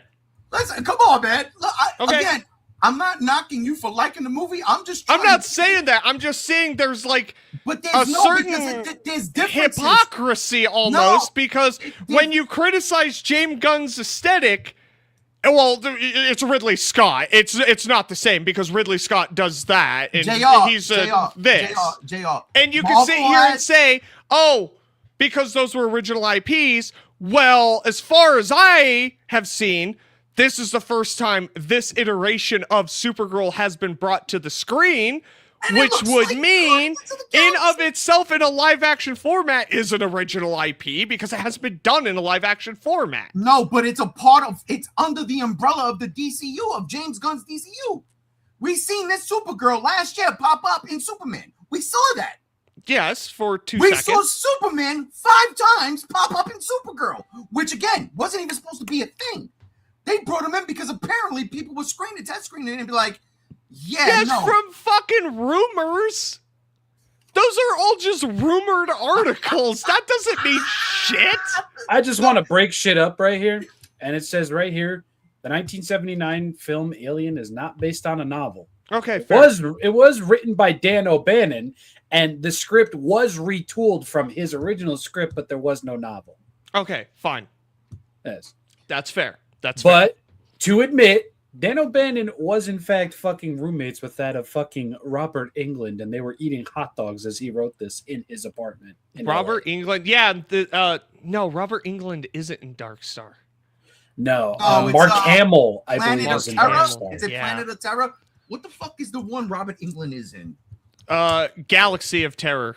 Galaxy of Terror. I think it was that one. Yeah, because I watched it. That was a Roger Corman film, and I couldn't. Roger Corman. I couldn't stand that fucking movie. It was he wrote it with fucking John Carpenter. Holy shit! I forgot about that. Yeah, no, Dan O'Bannon got around, bro. He did. God bless his soul. Yeah. Wait, is he still alive? Yeah, Dan O'Bannon. No, I think Dan O'Bannon died. No, don't say that. No, he died December 17th, 2009. He's been dead for a while. Yeah, I was gonna say he's died. He was 63. Yeah. Anyway, Supergirl. Yeah, Supergirl. Look, I'm not trying to white knight for the movie. What I am sitting here saying is, I just see, and I'm not just saying it's you, G1. It's the internet as a whole. There is way too much fucking hypocrisy around this goddamn movie, and I'm just calling it as I fucking see it. I've seen the fucking arguments why this is bad, and I'm not saying you have your criticisms. Because you're not a grifter. You're not, fucking female fucking star. Fuck this movie. You're not I wouldn't that. do that. But I love Ripley, that's what 90% of the shit is. And I'm pushing back on just bullshit, you know? And again, the Guardians of the Galaxy aesthetic that was just a thing. That wasn't my gripe. I'm just saying that's one. Well, yeah. And to me, like, you may sit here and be like, oh, it just reminded me of Guardians of the Galaxy. And that's fine. Fine. I'm not going to argue that. But I am going to sit here and say, like, James Gunn just has an aesthetic choice and he's choosing to use that for his DCEU. It's not like he's going back to Guardians of the fucking Galaxy for the new fucking Marvel films. All right. You know what? Absolutely correct. Aesthetics aside, no matter how it looks, let's talk about plot details and certain things that maybe you should explain. See, this is where the comic book does it justice, whereas the movie doesn't, okay? And this is why I read the comic today. I'm spoiling it, ladies and gentlemen, because honestly, there's nothing that happens in this movie that affects the greater DCU. Nothing. It doesn't. Nothing. It's very self-contained. Really self-contained. It's very self-contained, and honestly, like, Supergirl wins. So there's that. That fight was pretty badass, though. I didn't even like that, honestly. Damn. I was. You know what though? When Homegirl was dangling, when Ruthie was dangling, and Krem fell off and he was dangling, and she was trying to swing at his legs with the sword, I found that amusing. Yeah, because it's like, fuck you, asshole. Because she's like, I'm still trying to kill you, even though we're 3,000 feet up in the air, floating on a spaceship. All right. Yeah. While Lobo's fucking tossing grenades on a fucking pirate ship, destroying everything. It's like, Lobo, could you not be a dick for 2 seconds, please? So he's playing Metal Gear Solid. Got it. Oh yeah, he's being an asshole. Supergirl's trying to like get shit contained, and Lobo's just aimlessly throwing grenades all over the fucking pirate ship. So here's the deal, right? This planet that they're on, the reason why the brigands go to this planet, that's what they call the brigands. Yeah. The reason why they go to this planet is because it has the yellow sun for day, and then it has a green sun at night. Now, here's the deal. And JR said, dude, did you read the comic? That book came out in 2022. I should have read it. I should have. But I didn't. I started reading it today. I am a comic connoisseur. I've got my fair share of Superman comic books. I'm a Batman fan. I got more Batman comics than anything. But DC is my mainstay. And I've got my comics, right? I have never, not once, ever come across a green sun, especially a green sun that all of a sudden affects Kryptonians like it's kryptonite. But, okay, I can buy that. But what the fuck? You know what they said? And this is where I was like, oh boy, they dropped the fucking plot.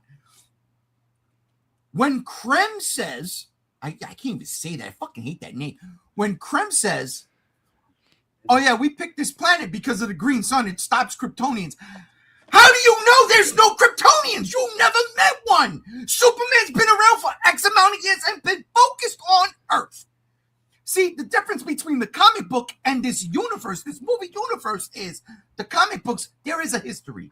They say it. They explain in the comic books that Krem sent her there with the magic Hadouken, sent them because they knew about this planet, knew about the green sun, and knew that they put Superman there.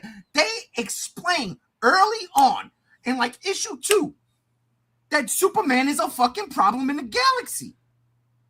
So when they know he's a Kryptonian, what is the Kryptonian's weakness? Kryptonite. So we get that in the comic. In the movie, it's not explained. It's just I give you that. It's a random thing. And I sit there and I say, well, if I don't read comic books, right? And I go see this movie on the strength of liking Superman, what the fuck am I supposed to take from this? How the fuck does he know that this hurts Kryptonians? And how does he even know that she's Kryptonian? That shit was dumb. But that's no, I agree with you. It was an issue when I was watching it. I was like, oh, they just fucking ignored the only logical thing I could say, but it's not stated in the movie, so it's non-canon, is maybe Supergirl's out there like fucking shit up and they know of Supergirl and not Superman. But nobody acts like anybody fucking has ever known Supergirl at all. Yeah, ever. I give you that. I do give you that. I would have loved a thorough explanation on that. Genuinely. And like I said, this movie ain't perfect. I gave it a 4 out of 5. It's not perfect. But yeah, that is a plot point I wish was explored a bit more. Just like a line from Krem just being like, something. Just being like, we know of you, Kara. You know, we know what you truly are, Kryptonian. That's why we chose this space, and this is your prison. Yes. Yeah. Yeah. It would have been like just a quick line like that. Would have explained it, and it would have been a lot better. The movie has its flaws, and I'm never going to sit here and say it's perfect, but I agree with you. Wait. Just that. But you know what the biggest flaw is there, JR? And then we're going to get to fucking Sony. No dinosaurs. No dinosaurs. That is the biggest flaw. Fuck. That's what sunk the last Indiana Jones movie. No dinosaurs. No. You ready for this? Yeah. And again, I started reading the comic today. Crypto in the comic got hit with the arrow. I thought, in all honesty, the way I read the comic, Crypto was dying. Like, Crypto, I mean, not dying, was going to be dead. Like there's dead Crypto. In the movie, they condensed it to 3 days. Crypto has 3 days to live. In the comic book, these motherfuckers were looking for Krem for months. Yes. Going from planet to planet to planet. And you can get away with that in a comic book, right? And again, this is where I'm like, I'm pretty sure that this first-time writer had a lot of the comic book stuff in there. And then some executives said, that's not going to work. That's not going to work. Dinosaurs, get that the fuck out of here, right? Yeah. I'm pretty sure. Again, that's why I didn't blame her. I'm blaming James Gunn because this one should not have been green lit just yet. Not yet. No, I agree with you. But here's the deal. You ready for this? Yeah. And I'm only on issue 7. I didn't finish it off, but I saw the movie. There is in the movie, Supergirl gets hit, pop, pop, pop, with the fucking arrows. These arrows are laced with kryptonite. Again, how does he even know that kryptonite affects her? No, but it's in the movie. She's hit with kryptonite. How does a Kryptonian get their power? A yellow sun. Where is Krypto from? I know. I know what you're saying. So why the fuck did Supergirl just not go? Because she had 3 days, and by day 1, she was in the yellow sun. She said it was, I'd have to rewatch it again, but it is stated when Krypto is shot and they go to the medicine woman, she explains why. That if you move him too much, this, that. Yeah, but that means, the way it was worded, the way it was explained was if he does any kind of extraneous exercises. It accelerates the adrenaline in Krypto, which makes the poison react faster, which would kill him faster. Yeah. So you can't touch it. He had 3 days. They were at a yellow sun in day 1. So I can't see that again. I just can't see. Well, the poison that he used on Krypto wasn't Kryptonian, though. Doesn't matter. Or kryptonite. Sorry, kryptonite. It doesn't matter. The yellow sun will heal it. It would heal it. It would expunge. Because again, that's what it did with the kryptonite. Like, that's their number one weakness. Kryptonite and magic. Yeah. Kryptonite and magic. In every single comic, kryptonite and magic is Superman. That's his weakness. What if it was magic this whole time and we just don't know? Which would have been great because that's what the comic book was doing, right? And it wasn't hurting them. It was just the magic sent them to the planet with the kryptonite sun. I almost wonder if like shit like that being established will pay off in the future. I'm just speculating here because that would actually be pretty badass if it was this whole time. It was like, yeah, it was magic. That's why like nothing would have worked. They just don't know it's magic because they've never ran into magic before. Maybe magic in this DC universe isn't as common as we might think. I'm not explaining like excusing that. No. I'm just saying like if they do like a grand scheme kind of thing, it would be like a nice touch and a nod. My beef with James Gunn in this movie is the explanations weren't there. It was just watch the movie. No, bro, because if I don't read if I'm not a comic book reader, I've got so many questions. Why is this happening? What? And that's why I was like, the getting drunk thing on a 23rd birthday, fine, whatever, fine. Even though in the comic book it only was 1 day, and then she was like on her shit. But dude, like nothing came across here where I was like, let's rock. Nothing. I was just like, no, man, it's not it. It's not it. It bothered me. Fucking bothered me. And again, all you got to do is just take Krypto to the motherfucking yellow sun. Yes, you can't move him around too much, but it don't matter. You put him on a fucking lap, you keep him there. The ship is moving. Take him to the yellow sun. He's expunged by all that shit. And yeah, if it was magic, that's one thing, right? But that's not what it was in the movie. Now, why would he be a sponge if he's a dog? Oh, because, Krypto and SpongeBob are related. Sweet Jesus, I've missed so much, haven't I? Mike, you have missed a lot. But you know what? We missed you a lot more. I've missed everybody too. I mean, I've heard what pop music has become, and it's really a shame. I mean, I genuinely do wish I could release that shit I did with Daft Punk. I really, really do. Oh, so do we. Hey, Mike, would you mind reading some of these comments here on the show? Absolutely, I would be honored to. All right, let's go. Here's the first one. The music didn't go with the scenes. What is this in reference to? Storm Russo says. Bro. I didn't mind the music. Mike, let me tell you something. They go to this one alien planet, right? Okay. Where it's really, really messed up because, like, the bad guys, the brigands, are stealing all of the young girls. to make them their wives. Yes. So they can have sons to be more brigands. This was Mad Max in space. All right. It was Mad Max in space. And on this planet, this is the bar Lobo's in, by the way. The alien, who is the singer, is singing a fucking Earth song. Bro. How did they know? And what's the Earth song that they're singing? I don't remember, but they were singing a song, a popular song that I don't remember. So it wasn't "Love Is King" by Sade. It might have been. They I mean, if go all to Earth. honesty- Wait, that just means Earth is acknowledged in the greater scheme of the universe. Well, I would Remember- hope That's we pretty are. cool. We have That's we have pretty cool. sentient life on us. I mean, You know know. how the MacGuffin worked with, like, and I'm gonna bring it back up, Guardians of the Galaxy. Peter Quill had his fucking mixtape.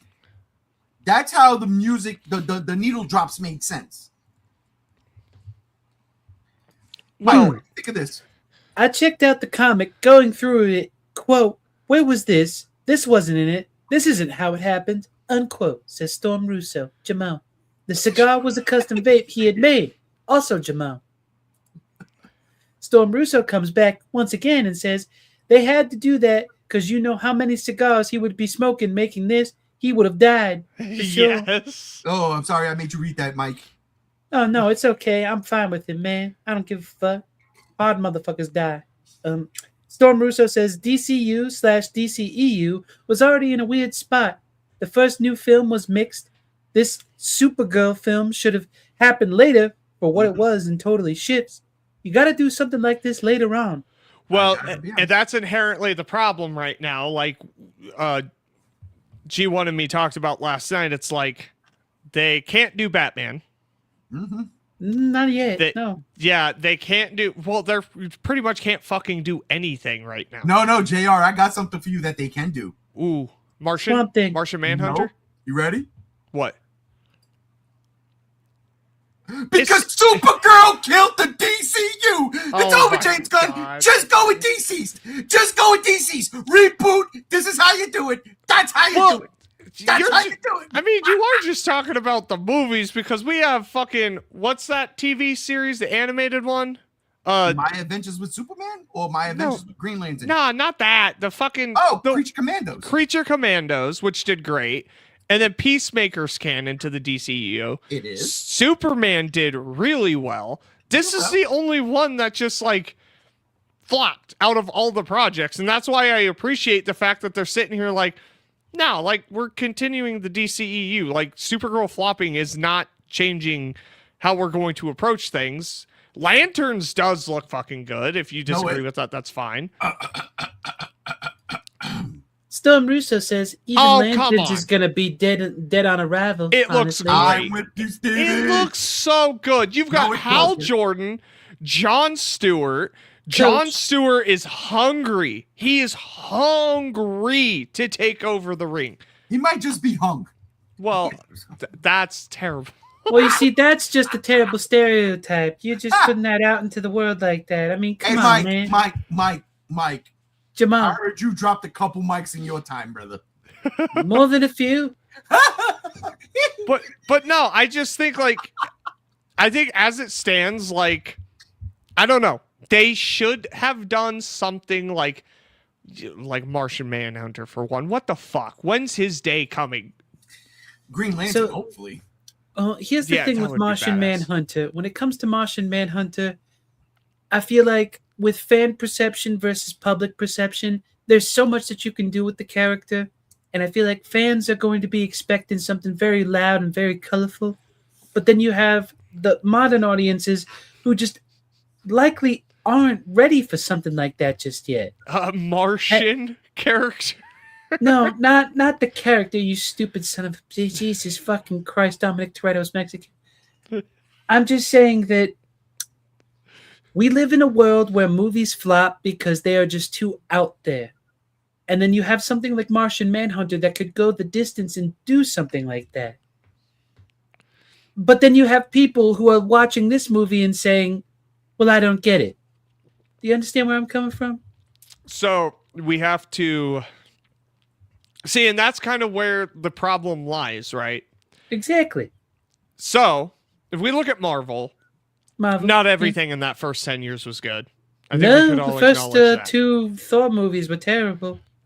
Yeah, and then what A lot of was people fucking say Thor Iron 2 Man is what 2 actually killed me. Iron Man 2 and 3 was bad.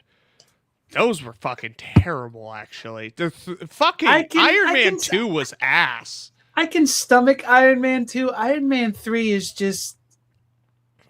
Yeah, it wasn't smooth. And that's, I think, maybe what gets lost in translation, because some of those movies weren't exactly good.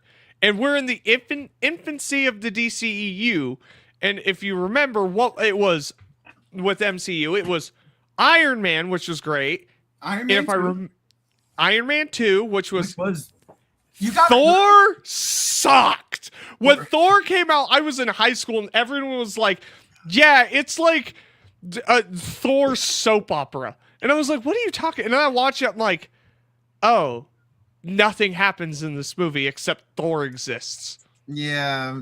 This is inherently the DCEU's Thor moment, except I actually liked this and I did not like Thor. So it's like, sometimes you gotta just try shit and sometimes it doesn't pan out. No, people do forget that first 10 years of Marvel, like, there's a lot of bad. But all right, listen though, here's my problem with that comment. Okay.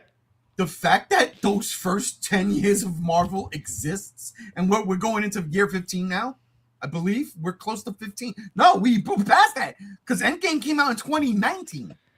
Okay, so we're past that, right? Yeah. We have precedents. We know Thor sucked. We know that was a mistake. Okay. We should not go down that path. On the flip side of that, DC is not Marvel. That's the thing. You're They right. have to find that DC footing where it's not Marvel. Again, Marvel was the OG, the OG of the modern era of trying a cinematic universe, That's Godzilla fair. aside. It was doing its thing. James Bond, anybody? Yeah, that too. Right. Marvel did their thing. With DC, they're trying, to do it. Just look at the Zack Snyder shit. There wasn't a good movie coming out of DC's Zack Snyder shit. Like, I liked Man of Steel. Batman vs. Superman legitimately gave me cancer. It's bad. It's bad. Really bad. Wonder Woman was fucking excellent. I fucking loved that. Wonder Woman was great. And it was Justice League, the Whedon cut, was abhorrently fucking bad. It was bad. It was terrible. Aquaman was fucking good. Shazam was fucking good. Shazam is good too. Shazam's good. Fun. Well, yeah, no, go ahead. My bad. Go ahead. Well, and that's what I'm saying. It's like, if you continue on that, like, Aquaman 2 was fucking ass, Wonder Woman 2 was ass, Zack Snyder's Justice League, fuck me, it's so goddamn good. Yeah. That shit. Whew. Man, but then, yeah, I think I said Shazam 2 sucked, Aquaman 2 sucked, Wonder Woman 2 sucked. Shazam 2 had a couple of moments. It had Shazam 2 ideas. was good, yeah. It was all fun. right. It was all right. Blue Beetle was good. I hated Blue Beetle. Really? I had fun with it. It was fun, but I genuinely had no fucking idea what was happening. And that is also a me problem because I'm not super familiar with Blue Beetle. Right. But in that movie, it, like Supergirl in a way, expects you to know who what's his name? Jaime is? The original Blue Beetle. Court? Yeah. Ted Court Blue Beetle and this new Blue Beetle, it fully expects that you already know this shit. And then they throw George Lopez in there, fresh off of Lopez versus Lopez. I'm throwing it back to 5 years ago. Calling Batman a fucking fascist. Oh my god. But that's what I mean. Like, in the grand scheme of things, this is, in this new DCEU, the first time a mass audience has been like, nah, this wasn't good. But the scary part about that is we had the Zack Snyder universe. Which was all they didn't have a fucking plan for that though. That's the Right, problem. right. There's But a plan here. But that's the precedent. It doesn't matter whether or not there's a plan, right? That's the precedent. It's the bad taste. You know what Marvel did that was smart? It set up the bigger picture. And that's they haven't fair. set up the bigger picture here. They didn't do that with Zack Snyder either, with the DCEU, and that was their downfall. They had no fucking clue. I agree with that. And the scary part is right out the gate, Superman, while it did well, it didn't do what they projected it to do. So they're like, all right, okay, it did well though. Okay, we can, because it's Superman, right? James Gunn, and Gunn we trust. Supergirl ain't it. I mean, listen, $33 million in the States. Fucking Flash made $55 million opening weekend. Oh yeah, I forgot the Flash. The Flash had controversy behind it. There was nothing in Supergirl where I sat back and said, "Oh, this is stupid. It's so girl empowerment." They never pushed that on you. Never, not once pushed that on you. Do you want me to really, as the guy that dug into that shit, say it? Yeah, go ahead. When a certain video from, let's just use one specific grifter, because there's many of them, constantly, endlessly make videos about this movie before it's out, saying it's a girl boss movie, oh, it's gonna fucking emasculate men, continuously doing that, each one of those gets over 1 million fucking views over and over and over and over again. Do we not acknowledge the fact that maybe, just maybe, some motherfuckers went into this movie with a preconceived notion and or didn't see it based off of that preconceived notion? And that's just one of these grifters. I'm not that type of guy. I'm not going to sit here and be like, oh, fucking grifters this and grifters that. I'm not that type of guy, but I will hammer home. I genuinely think there was a bias against this movie, a preconceived bias that helped it flop, because a shit ton of jackasses get over 1 million views regurgitating nonsense before the movie even comes out. And then when the movie comes out, their review is, oh yeah, we were right about everything, doubling down without actually have watched the movie, because they're just repeating the same talking points, contradicting what's actually in the film. Well, I will say that. Well, speaking of jackasses, that movie did really bad. Oh, I didn't even fucking... And I can tell you for a fact, it fucking deserved it. Oh, really? Yeah, it's just a clip show, isn't it? They lost it? Bro, let me tell you something. I was told that this movie was going to showcase, obviously, the greatest hits. It was going to showcase some new, and it was going to showcase some unreleased. And in the case of unreleased, I can definitely praise the movie, because we finally got the scene that caused nobody, not even Christopher fuck off Nolan, to be able to film in East LA for 10 years. And it was because of Jackass, because of Johnny Knoxville and what they did. We finally got that scene. We did. And it was glorious. And we got one scene of Bam Bam Margera from Jackass Forever. But outside of that, the new shit was lame. There was this really bad blending of pacing with this, where really we need to introduce to you what's a greatest hit and what's unreleased. It's like, guys, this is Jackass. Mm-hmm. You don't need to treat it like it's James Cameron's The Fucking Abyss on 4K now, available for $15.99. You don't need to do that shit. $15.99. That's a steal. I mean, that probably movie was terrible to film. Oh, it was terrible to film, but it was awesome to watch. Yeah, that's what but you know, Jackass, like, I was expecting it to hit number 2. I was expecting it to do a solid. No, it didn't do shit. It didn't, and you know what? I'm not upset about it, because everything I had read about that movie was untrue. Everything that I was expecting of that movie was based on falsities, and I'm happy that it's doing what it's doing right now. Yeah. Because, you know, I don't want to get, you know, fucking political on it or anything, but yeah, Bam Margera was definitely riding high on some fucking alcohol and drugs and shit. There's Bam's fucked up. Like He used to be. He's doing great now. He's Is doing he? fantastic. Yeah, 2 years. He's because sober. for a fat fucking minute, like no one Believe was me. talking to him. Yeah, but what tipped me off on all this shit is the fact that he won his lawsuit against Jeff Tremaine and Johnny Knoxville. Oh no shit. The fact that they found credible fucking evidence of him being mistreated, and this wasn't the fucking ramblings of a drunken man. But part of his agreement in winning all of this was that he couldn't publicly say anything about it, and he has to tap dance around it. That tells me all I need to know, and that tells me why this movie is the pile that it is. Yeah. And that breaks my heart because being a kid and growing up in the early 2000s and the late 90s, mid to late 90s, and watching Jackass when you weren't supposed to, that was one of the best feelings in the world.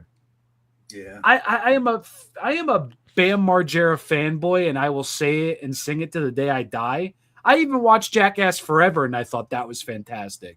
That's the fourth one, right? Yes, that was the Okay. one where Bam had all of his shit cut from the movie. Yeah, because of the drugs and shit. Yeah, which we now have found out he was basically just being properly mistreated on. But Yeah. beyond that, this is that Jackass last and best, whatever the fuck it's called, is not the best. Well, no. And I you really can't- hope it is the last. You can't top Jackass 2 and 3, bro. No, It's you not really happening. can't, especially Jackass 2. You can't Dude. you can't top anal bead kite. I'm sorry. Dude, that fucking part where fucking Steve-O like gets bit by a shark. Go. Yeah, he gets bit by dude. Bro was in a porta potty filled with human Jackass 3. fecal matter. Jackass 3, if everyone remembers, was in 3D. I saw that in theaters in 3D. I skipped school to go with my aunt to Same. watch that in 3D. Not Bro, my aunt though. oh, it was so fucking bad. You know they did that like in the first or second episode of Jackass, right? Johnny Oh, Knoxville- yeah. I have that all was of the the one-up. Jackass episodes. Yeah. I've got multiple collections and everything. That was just the one up, but dude, I own a lot of Jackass. I own a lot of Wild Boys, Viva La Bam, a lot of Bam's Oh, yeah. personal projects and everything. Haggard, Ming Hags, Kiss a Good Man's Ass, the whole 9 yards. Kiss like good. Serious as Dog Dirt, Bam's like memoirs and shit. Good stuff, great stuff. It is appalling how far Jackass has fallen. Yeah. Well, to be fair, they didn't have to fall very far because it was pretty lowbrow. Well, and also, No, it was lowbrow, but there was. I'm not saying there was an art form to it, but there was a level of sincerity to it. And it's to a just point where- gone. Yeah, and now it's just like, yeah, this is gonna be fun. Let's watch Steve-O get his butthole fingered by a fucking robot with a claw and a condom on his finger, and it's like, yeah, Steve-O's fucking acting because that robot's finger is not in his asshole. yeah. Well, you got to think of it like this too, from that perspective. Which I saw the trailer. I haven't gone and watched it. I was interested, but it's definitely like Johnny Knoxville. He's the host of a TV show now. He's What does he hosting host? TV shows. Really? Yeah, Fear Factor. Oh, that's right. Oh, Yeah, I- with all the AI imagery, I stopped watching it after the first episode because it was like, really, you couldn't just take They pictures actually- of cockroaches? You had to AI cockroaches? They actually do address that in the movie, and they have him strapped to an electric chair. And fucking Dave England is like, Johnny Knoxville, did you do Fear Factor because you loved it, or did you do it for the money? That was genuinely funny because he gets shocked like a motherfucker. But no, it's like they're all like most of them are, they kind of went mainstream. Steve-O's fucking mainstream as fuck. He has his own goddamn podcast, dude. It's very successful podcast. Everybody got a podcast, brother. Well, I Yeah, mean, we and, have a podcast. I'll give Steve-O this. At least he's fucking sober, and I'm glad he's doing Yeah, well for right. himself. Good to him. But Good for him. He's become rather pretentious. Yeah, I mean, that's okay. He's become rather pretentious, and it's to a point where it's like, Steve-O, I'm sorry, but you did Whippets and asked your fucking roommate to please pass you the balloon on camera on a DVD that you sold, you have no fucking grounds to tell anybody how to attain fucking sober lifestyle. I saw that man shoot a bottle rocket out of his ass. Yes. Happy We've seen- 4th of July. All right, let's get to some comments because holy shit, I said we weren't going this way, and here we Yeah, are. let's read. Let's We'll read some get through comments. Sony and Microsoft in 5 Hey, JR, minutes. you don't mind if Mike could read these comments off, right? I don't give a shit. I don't All got right. much going for me. You know, I'm up in heaven. So Storm Russo says, get Batman and Wonder Woman, change Green Lantern, keep Jon Stewart's actor. Let's go kick it into high gear. Well, I don't mind a Hal Jordan though. I don't And know. I don't mind that Coach is a Green Lantern. That's Nah, great. Not it's- at all. I love excellent. it. Actually, it's perfect casting. Dude, Lanterns is true detective. What's wrong with that? Uh, They're the police of the galaxy. Stop it. That's then he should be literally what policing they the are. Galaxy. This should be True Detective Owa, not True Detective Middle of Texas. I mean, for the love. Well, we'll find out. Maybe it's Sinestro. Uh-oh. Where's Mean Rob? I need Nasty Rob. Well, if you want Mean Rob, he could say this. I haven't seen Supergirl just yet. I do plan on watching it because I do believe in James Gunn. I really do.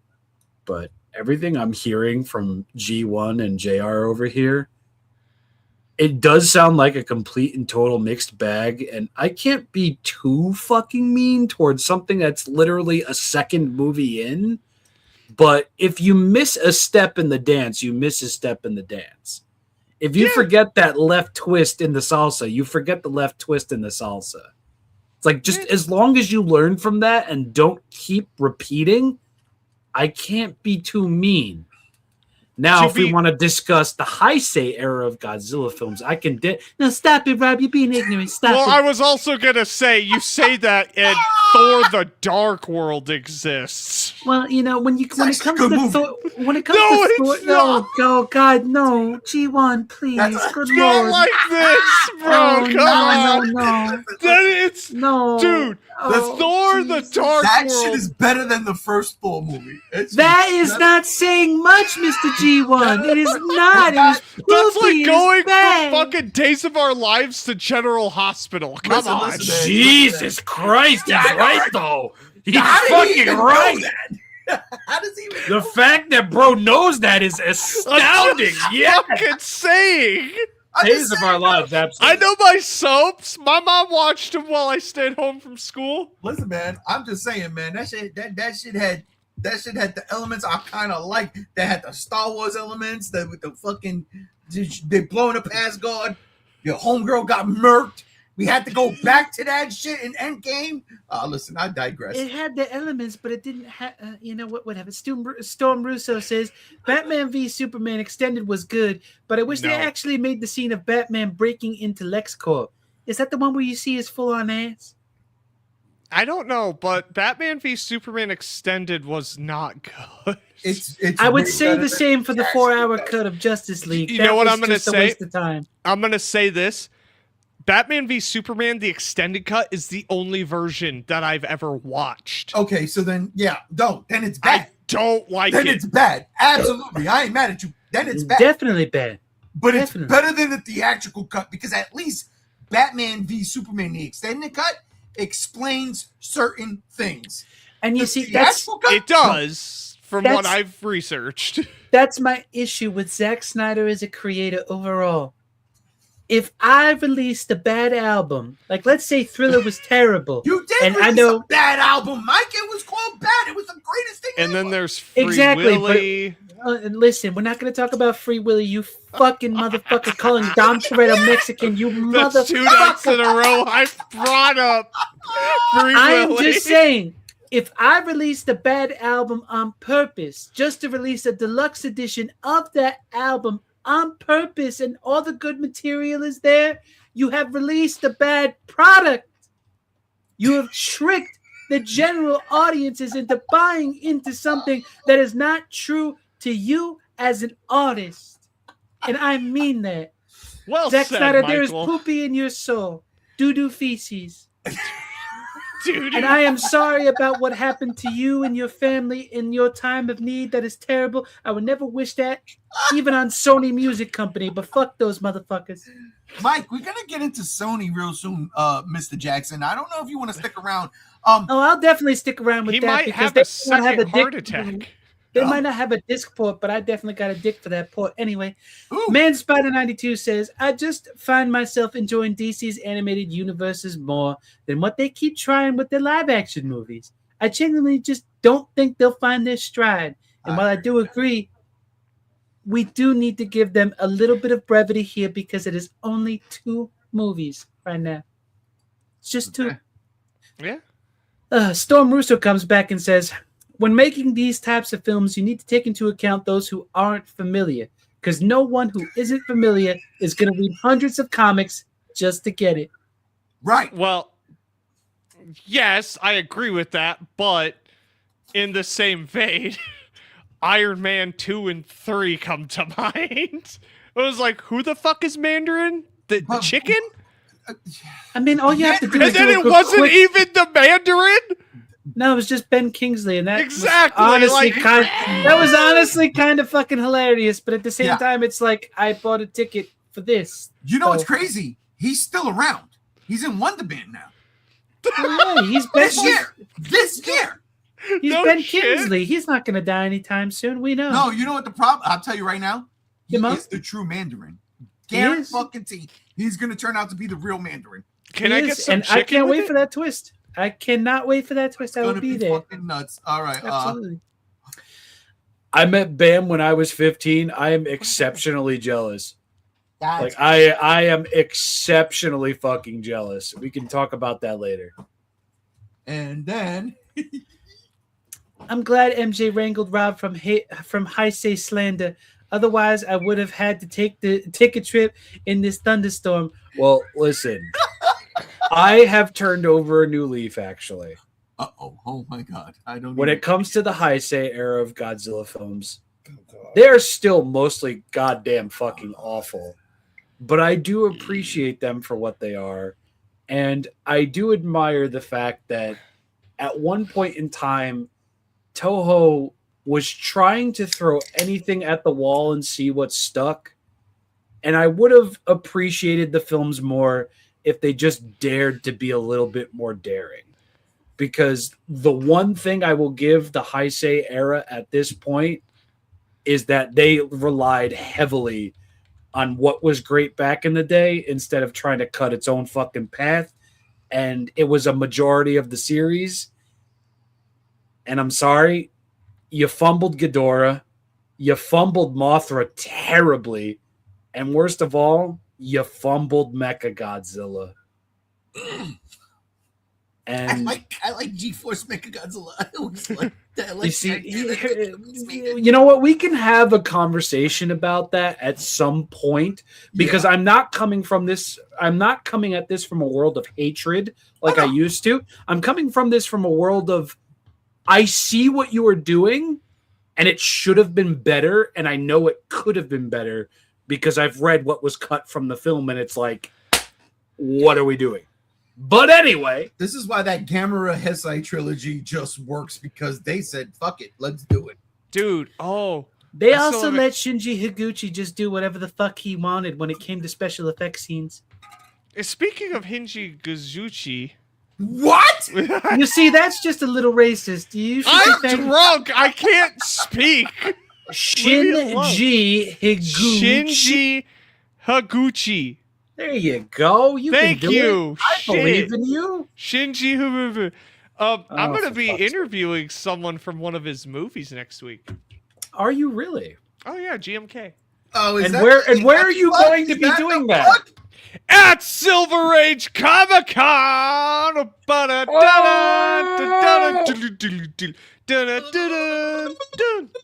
get the plug. Fighting evil by moonlight. When Something love by else that I daylight. could say. Did we Listen, really just turn into Sailor Moon? What is Listen, that? man, Sailor Moon had one of the greatest dub OPs of all fucking time. Sailor I was Moon's- jamming that shit Actually- back in the late 80s, early 90s in my tour bus. Jamal.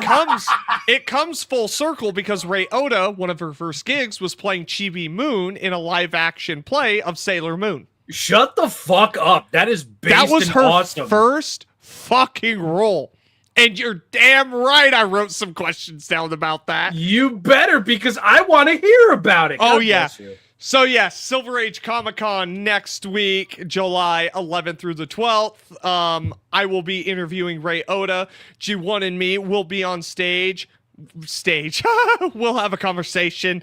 Things have changed. It's more of a late night set now. It's going to be like Late Night with the Devil now, I guess. I don't know. But we will be interviewing Tatsumi Nakamoto with wireless mics. I don't know who would do that. Anyways, and then I will be interviewing Joel with Dave, who was on the show last weekend. It's more of he's going to ask like 3 questions, and the rest I'm going to ask. It's going to be excellent. It's going to be fun. G1 and me, we're going to be doing stuff, because here's the thing. I got wireless mics, 2 of them, and they plug into a phone. So literally G1 and me can just walk up to the special guests and ask them a quick rapid succession fucking couple of questions of what their favorite whatever is. We are going to be doing stuff. If you can make it, go.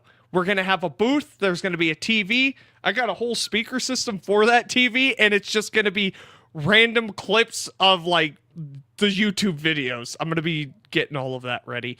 But yes, Silver Age Comic-Con, dude, we are a week away. Like I said, by this time next Friday, you and me are already going to be drunk. That's true, ladies and gentlemen. Make no mistake about it. That is I wish I could be there to see it. Do you want a plane ticket? I mean, you buy me a plane ticket, I'll show up. Nah, I'm fucking broke. I was about to say, Me too. boy, you buy him a plane ticket, and I'm going out there, and I'm gonna fucking sit there with my thumb up my ass. We're gonna have a conversation. Hey, I'm already buying your Supergirl tickets. $6.25 is gonna turn into $625. But no. Just let you know. But Spirit listen, Airlines don't exist no more, bro. We can't be doing this shit no more. For real. I want to ask G1. Yes. Besides just seeing me again in person and us fucking doing stupid shit, I'm what G1, are you yes. genuinely the most excited about? My ass. Yeah, pretty much. Are you kidding me? Talking to fucking Tatsumi Nakamoto. I mean, look, here's the deal. And I've said it a billion times. Terror of Mechagodzilla was the first Godzilla movie I saw on VHS. I had no idea there was a Mechagodzilla. That shit did not come on the random rotations on Thanksgiving or any given Saturday. So when I saw that movie for the first time, it blew my head off. And for whatever reason, Titanosaurus has one of the most iconic roars. Like, I love that thing. I've never heard it again. I think maybe Augur used it somewhat, kind of. I maybe like pitch shifted down. Yeah. But I love that movie. I love that movie. And again, I didn't see Godzilla versus Mechagodzilla 74. Terror of Mechagodzilla was my first introduction to Mechagodzilla. And it was Godzilla versus 2 monsters. One was the fucking Mechagodzilla. And it opened with this fucking a prologue of the first movie. And I'm like, and it's still there to this day. Yeah, so that's the thing. You know, like that's the thing that literally I agreed to do this for. It's because here's the thing, JR. I'm just saying, I don't need to spend that type of money to go to Reno to take my wife out. I could have took on a real vacation. I'm just saying. You're on Jesus Christ, this fucking guy. He can't believe it, ladies and gentlemen. He thinks it's too good to be fucking true that he's not going to be. He's on stage. Well, comfort chair, because there's not going to be a stage. We'll get into it. I like comfort chairs. I'm not against the idea that we'll talk about after the show. I'm not against it. From what Very ill prepared. That's all I'll say, because I'm just like, oh fuck, I don't have money to spend. Okay, well, let's get into this. Let's get the last. We don't talk about versus Mathra. We don't talk about versus Mothra, and that's for goddamn true because that was a terrible fucking movie. Drinking. Cheers, gentlemen. gentlemen. Jump on! Oh! But yes. All right. If you can make it, get there. It's gonna be a fucking blast. Seriously, we're gonna have so much fucking fun. And again, you're gonna see me and JR live together. You don't. Oh understand. yeah, and it's gonna be uploaded to both of our channels. I'm gonna edit it. I'm gonna upload it. It's gonna be on his channel, so it's all there. Hey, JR, I'm gonna also do this thing. I'm sorry. Go ahead, Mike. My bad, man. You guys can just do the collaboration setting. So that's JR what I was gonna do. And it'll just post automatic to your channel, Mr. G1. That way you don't really have to do anything except approve it. Oh yeah, I can't wait. Also, I'm gonna do the thing where I'm gonna blur my face out like they do in WWE right now because a little bit of blood was on Braun Breaker's face. So if you watch that on international Netflix, his face is blurred out now. I can't wait to do that. Just remember to tag your videos, Mr. JR. I've been tagging my videos. It hasn't helped. Well, keep doing it because not tagging them is extra not going to help. No. Don't worry, I'm tagging more than just a video. So because I edit videos, G1 is actually making me do extra work to blur his fucking face. I'm not. That's so much fucking work, dude. Holy you fucking owe me. You fucking owe me. I was buying you a couple of beers and I thought we'd be good. Listen, it's buying. Saying goodbye. Fuck. I gotta pee. Holy shit, I'm not man. ready to talk about this yet. Oh, that's perfectly fine because I'm fully and capably fucking ready for this fucking troglodyte shit. Take it away, G1. How the fuck this week? We went through video games for the past couple of weeks. We had to deal with the Steam box or the Steam machine, right? We went through a whole bunch of shit. This year, actually, we went through a whole bunch of in and outs of the video games, Sony and Microsoft doing this and doing that. I mean, the only one that kind of came out unscathed, but not so much so, was Nintendo. Yeah, they got to raise the prices, but at the same time, it's not exuberant. No. Right? They still do their thing. Nintendo has been doing what Nintendo has been doing since fucking 1986. 85, to be honest. So we get that. But Sony, since 1995, has been a staple in people's lives. The PlayStation since 1995, with Resident Evil 1, Tomb Raider, has been a staple in our lives. And then, it gets bigger, it gets better. PlayStation 2, which personally, I'm going to just be real here, still my favorite PlayStation fucking generation. It had the most games. It had longevity. You had fun with the PlayStation 2. You had fun. PlayStation 3 comes out. Too much controversy because of this weird, silly sell thing that they're doing in the system. It's going to cost you about, what was it? $450? $450? I think that was a $5 maybe. That was crazy for a console back then. Consoles was $250. Right now, you got to be honest. You have no idea how happy I am that Grand Theft Auto 6 Super Hyper Ultimate Edition ain't $250, right? But the PlayStation 2 was this just embodiment of perfection.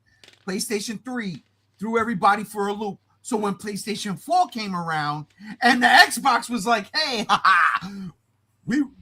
you want to have a good time in your living room without playing games?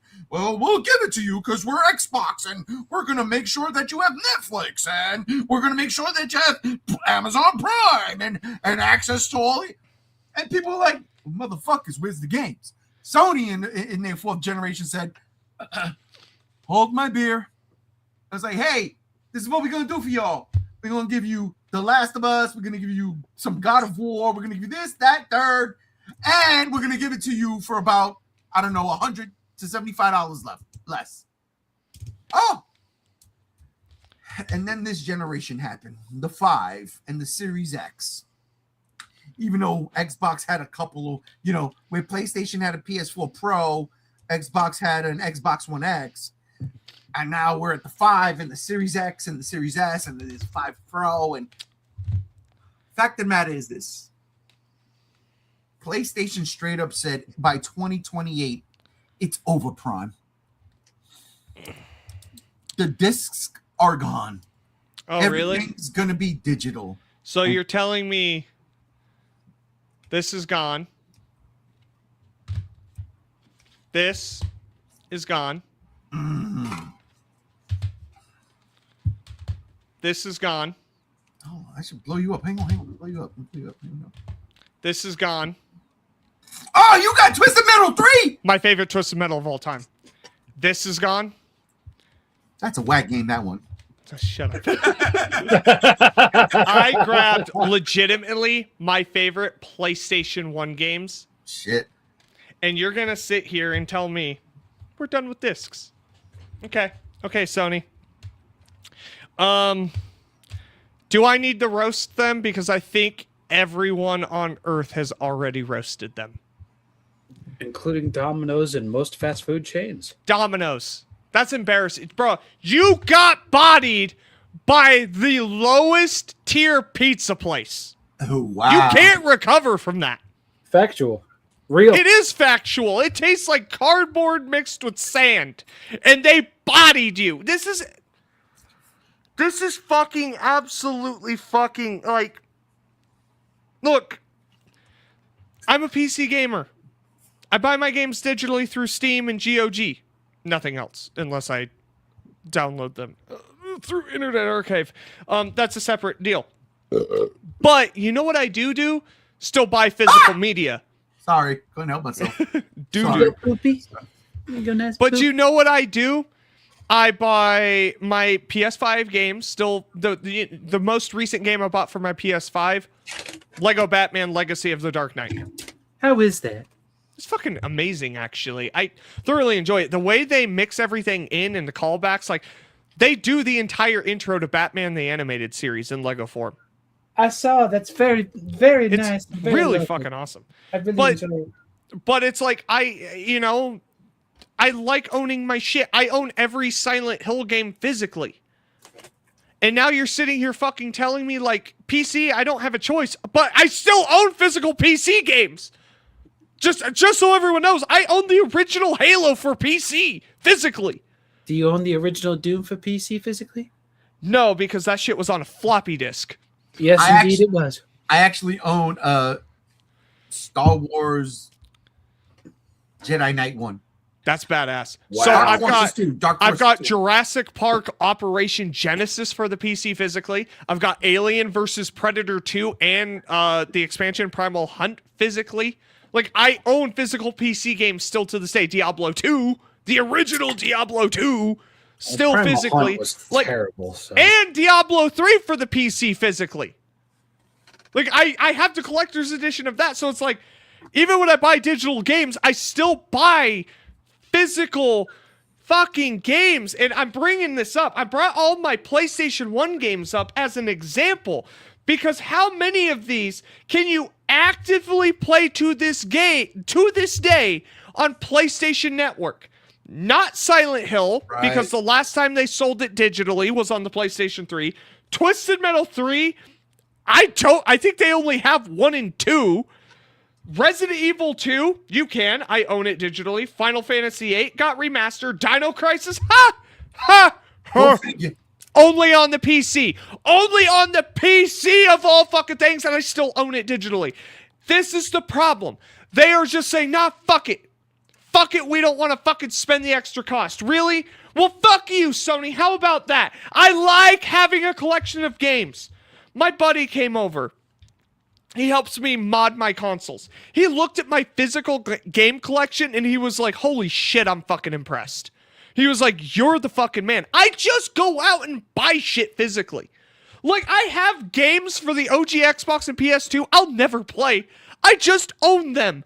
Mech Assault? I don't know what the fuck that is, but I own it. It's a fun game, actually. Is How it do you really? not know what fucking mecha? Dude, pop Yeah. that shit in and play. I should, dude, and I own it. I own a fucking NASCAR game that I live streamed on my original Xbox.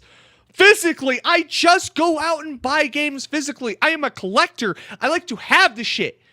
And you're fucking telling me you're just like, don't need it. Fucking, you know what, Sony? I don't need you. You ever think of that? I don't need you.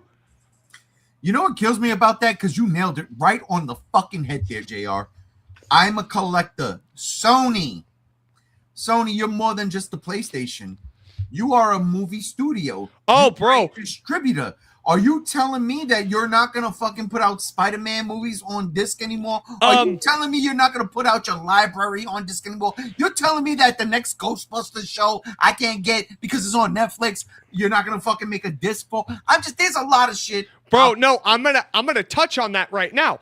Sony starting this year, it's been fairly difficult to get their movies on 4K. I don't own the Bone Temple physically because they only released it as a steelbook 4K for $60. They didn't do a standard $30 4K release like every other fucking movie company does, where I could just pick it up at Walmart, you know, like the previous 28 years later, which I just fucking did the same day I got Superman. So, JR, are you telling me they did that so they can justify, well, nobody's buying it? Yes! 100 Yep. fucking percent yes. Because here's the fucking deal. They started with their 4K fucking Blu-ray movies, and now they're like, well, no one's buying the fucking games physically. Okay, jackass. You know why? You know why, Sony? You jacked your fucking prices up. And digitally, it's the same price as the physical. So people were just like, well, fuck, why do I need to go to GameStop? It's the same thing. You alienated the collector base. You know what you should have done, Sony? You should have made the physical copy $10 fucking cheaper and made the digital version $10 more for the convenience, because I get charged a convenience fee for ordering fucking tickets online to go see a fucking movie because it's convenient.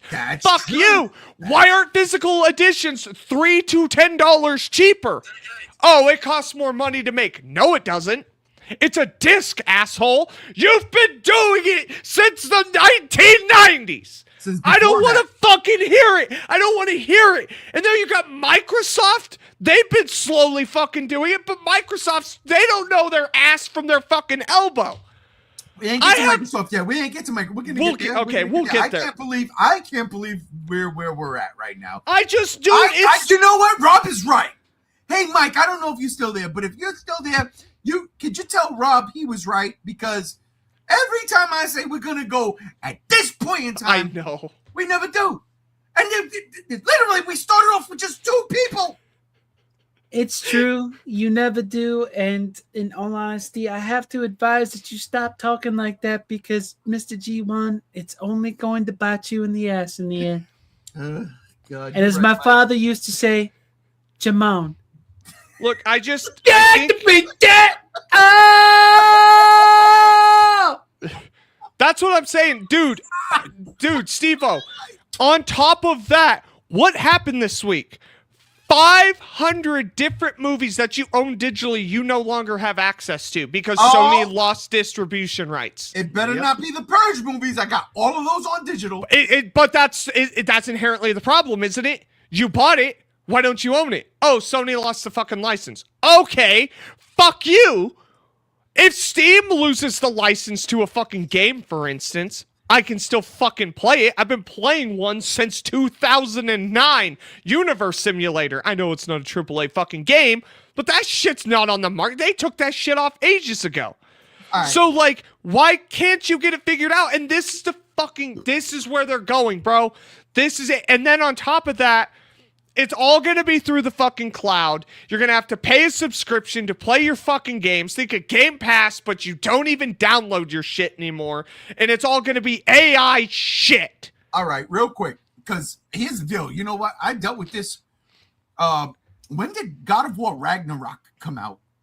2-3 years ago.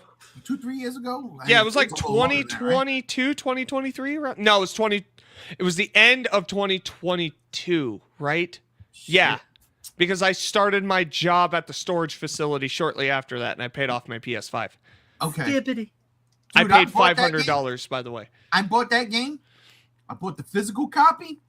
I got that shit in my car from GameStop. Got that shit in my car. Opened it up. It was a card. with Yeah, a same fucking here. number. Mine came bundled with my PS5. It was a digital fucking card. I had no idea. I was like, what? And again, I'm like, wait, where's the disc? Okay, is this was, and I had no idea. At that point in time, you don't know what's coming, right? But I was blown away. I was like, why is this a digital code? I could have just fucking ordered this shit on Amazon. You could have. And you would have saved some fucking money. Yeah. And time to go to fucking GameStop that I can't stand going to because I hate that GameStop. Fuck GameStop, especially that one right there on St. Rose, you sons of bitches. But it bugged me. The movie, like, yo, how the fuck do we own stuff that we don't own? It doesn't make sense. This is something that this is new. This is something that, honestly, and this is where the read the fine print comes into play, because I'm pretty sure it all says, and at some point in time, if you buy this, whatever it is, movie, game, whatever, it might not be yours to own anymore. Ooh. Sign here, and you sign here because you're not reading through that whole fucking thing. None of these say that, though. These PlayStation 1 games. So why did it change? Why did it change? Wait, so what are you talking about? Why did it change? Like, you can't play that. They won't play backward compatibility. Well, that's because Sony stopped supporting it. All of these work on my PS3. I could pop them in my PS3. I know not everyone still owns a PS3 or a PS2 or a PS1 like I do. But that's what I'm saying. It never said on any of these, at some point we're just going to fucking discontinue the service and you can't play it anymore. It was never a thing. They artificially manufactured that shit starting with the PS4. They said, fuck you, you can't insert your discs anymore. They planned for this. Microsoft, on the other hand, did wonders. It's not perfect. Hold up, bro. I got Godzilla PS4. What do you? I got a disc. I put it. Well, I'm not saying that. PS4 games work for the PS5, but even though, okay. You're talking about the older games. I got you. My bad. Yeah, so that's what I'm saying. Like, these never said that shit. And then on top of that, I could buy this digitally on Sony's fucking store, which I already did. Even though I own it physically, why can't I insert this disc? I own it. I paid you. Yeah, that's one of those things I always got mad at because I'm like, yo, the more fucking stronger the console gets, the easier it should play these old games. At that fucking Resident Evil disc too, bro. Yeah. Like, son of I actually have that one. But that was always my beef. It was like, yo, the stronger the console gets, the easier these discs should play. Yeah, but There's no problem with it. The thing with Sony was they just said, fuck it. Like, we don't care about old games. And now when everyone's like, oh, the rumors were the PS6 is going to be backwards compatible with fucking PS1 and PS2 and PS3 discs. Well, that's out the fucking window now, isn't it? No. Because it seems like they're getting rid of discs going forward. Anything. Well, that's what I'm saying. Past, they might be able to just plug it in and play. Plug what in? Your PS1 discs. How am I You going can't to plug a disc in if it doesn't have a disc plug drive. a disc in, bro? It's not going to have a disc Wait. Going back to the game apocalypse, this is where Microsoft is like, yo, Sony is telling you you can play your PlayStation 1 and 2 games, maybe even the 3 games, with the disc on the next PlayStation, but they're not going to have disc drives. You're fucked. But yes. we, on the other hand, in the game apocalypse, Microsoft, because you do not go unscathed, we want to digitize all your fucking physical discs. Let's digitize it. I don't want them touching my fucking disc. What the fuck's that going to do to the disc? Well, let me ask Rob this question because you got your shit off in the PlayStation. You'll get your shit off here too. But Rob, what do you think about all this? I believe entirely with everything that I've read and everything that I've seen that this is a decision made entirely out of greed and nothing more, Yeah. to which I cannot support it because you are Sony, you are PlayStation under Sony, you are literally one of the most richest companies in the world. I'm pretty sure Sony owns Blu-ray as a fucking anything. And I find the tone of all of this to be completely deaf only because this is centered around a console that should not be coming out within the next year. Yeah. And, you know, I understand that these companies pay for designing, tooling of consoles, this, that, and the third. I understand that now. I understand that more now than I ever have, just because I understand how toys are made and what goes into making that. And I can't imagine being so drastically out of touch in the world as it is today and thinking I'm going to release a console that's going to cost the average person $1,200. Yeah. And, you know, to a point, I will say the Steam Deck did what it did, and it sold out in Japan. It sold out across the world. And now people are already reporting red lights on their consoles for not being able to perform up to snuff. And that is unfortunate. But you are Sony. You are PlayStation. You have been here since fucking forever. And the fact that you can be so tone deaf to the major audiences, to the major buyers here, it's really disturbing, I feel. Yeah. It's truly disturbing because it just goes to show that you need a new product that you quote unquote think you need. You need all of this, but you're not doing what you should be doing. Yeah. Making games. And this more so applies to Xbox, and I'll bring this up later when we get into Xbox, but Sony, you especially do not need a new console. No. You are doing perfectly fine as you are, and you know your Pro model is going to be $1,000 after taxes, inflation, the whole 9 yards. Yes, but in what realm to which we are saying we need another Sony console that's going to be over $1,000 and it doesn't have a disk drive? The only people I see saying this are people with blue check marks on Twitter who get paid for doing shitty takes on social media. I feel that. And that's all that it really comes down to. And if you look deep enough on social media, you will find the fucking good Samaritans of the post telling you that Sony misread their own fucking numbers in telling you that their physical sales outweighed their digital sales very frequently when it came to their exclusives, especially. And it's kind of fucking funny because it really does just show their hand. I find it disgusting. I find it disparaging. And genuinely, I hope Sony and I hope Microsoft, I hope both of their next consoles fail into the sun. And I hope that sends the ultimate fucking message, because everybody wanted to boast power. Everybody wanted to boast performance. And now where the fuck are you? You're in a market where you are charging $1,200 to $1,400 and Nintendo is charging $5, and they're doing better than you. They have released 1 to 2 exclusive titles a month since the console came out instead of you.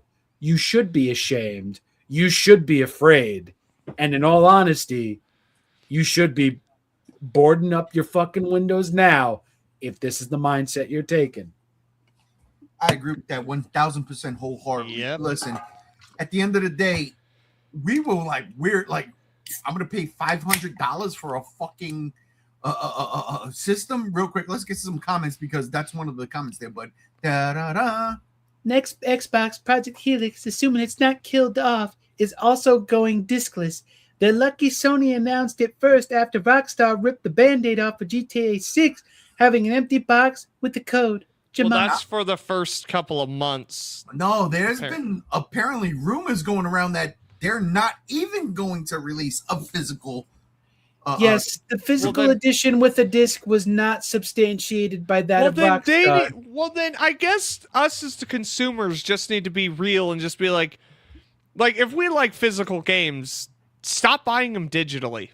Because that's a great point, because that's one of the things I was thinking of. Like, all right, how do we make this not work for them?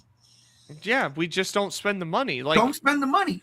Play the games you want to play. Like, dude, I got no problem going back and playing games I've played 3,000 times already. I have a handful of PS1 games. Unfortunately, you do have chronically online people like Tripster and others that will genuinely say that Sony is in the right. How? For getting rid of physical media. I want to have that discussion with this Tripster fellow, because Tripster, how in the fuck? Asmongold, all of these streamers. Asmongold?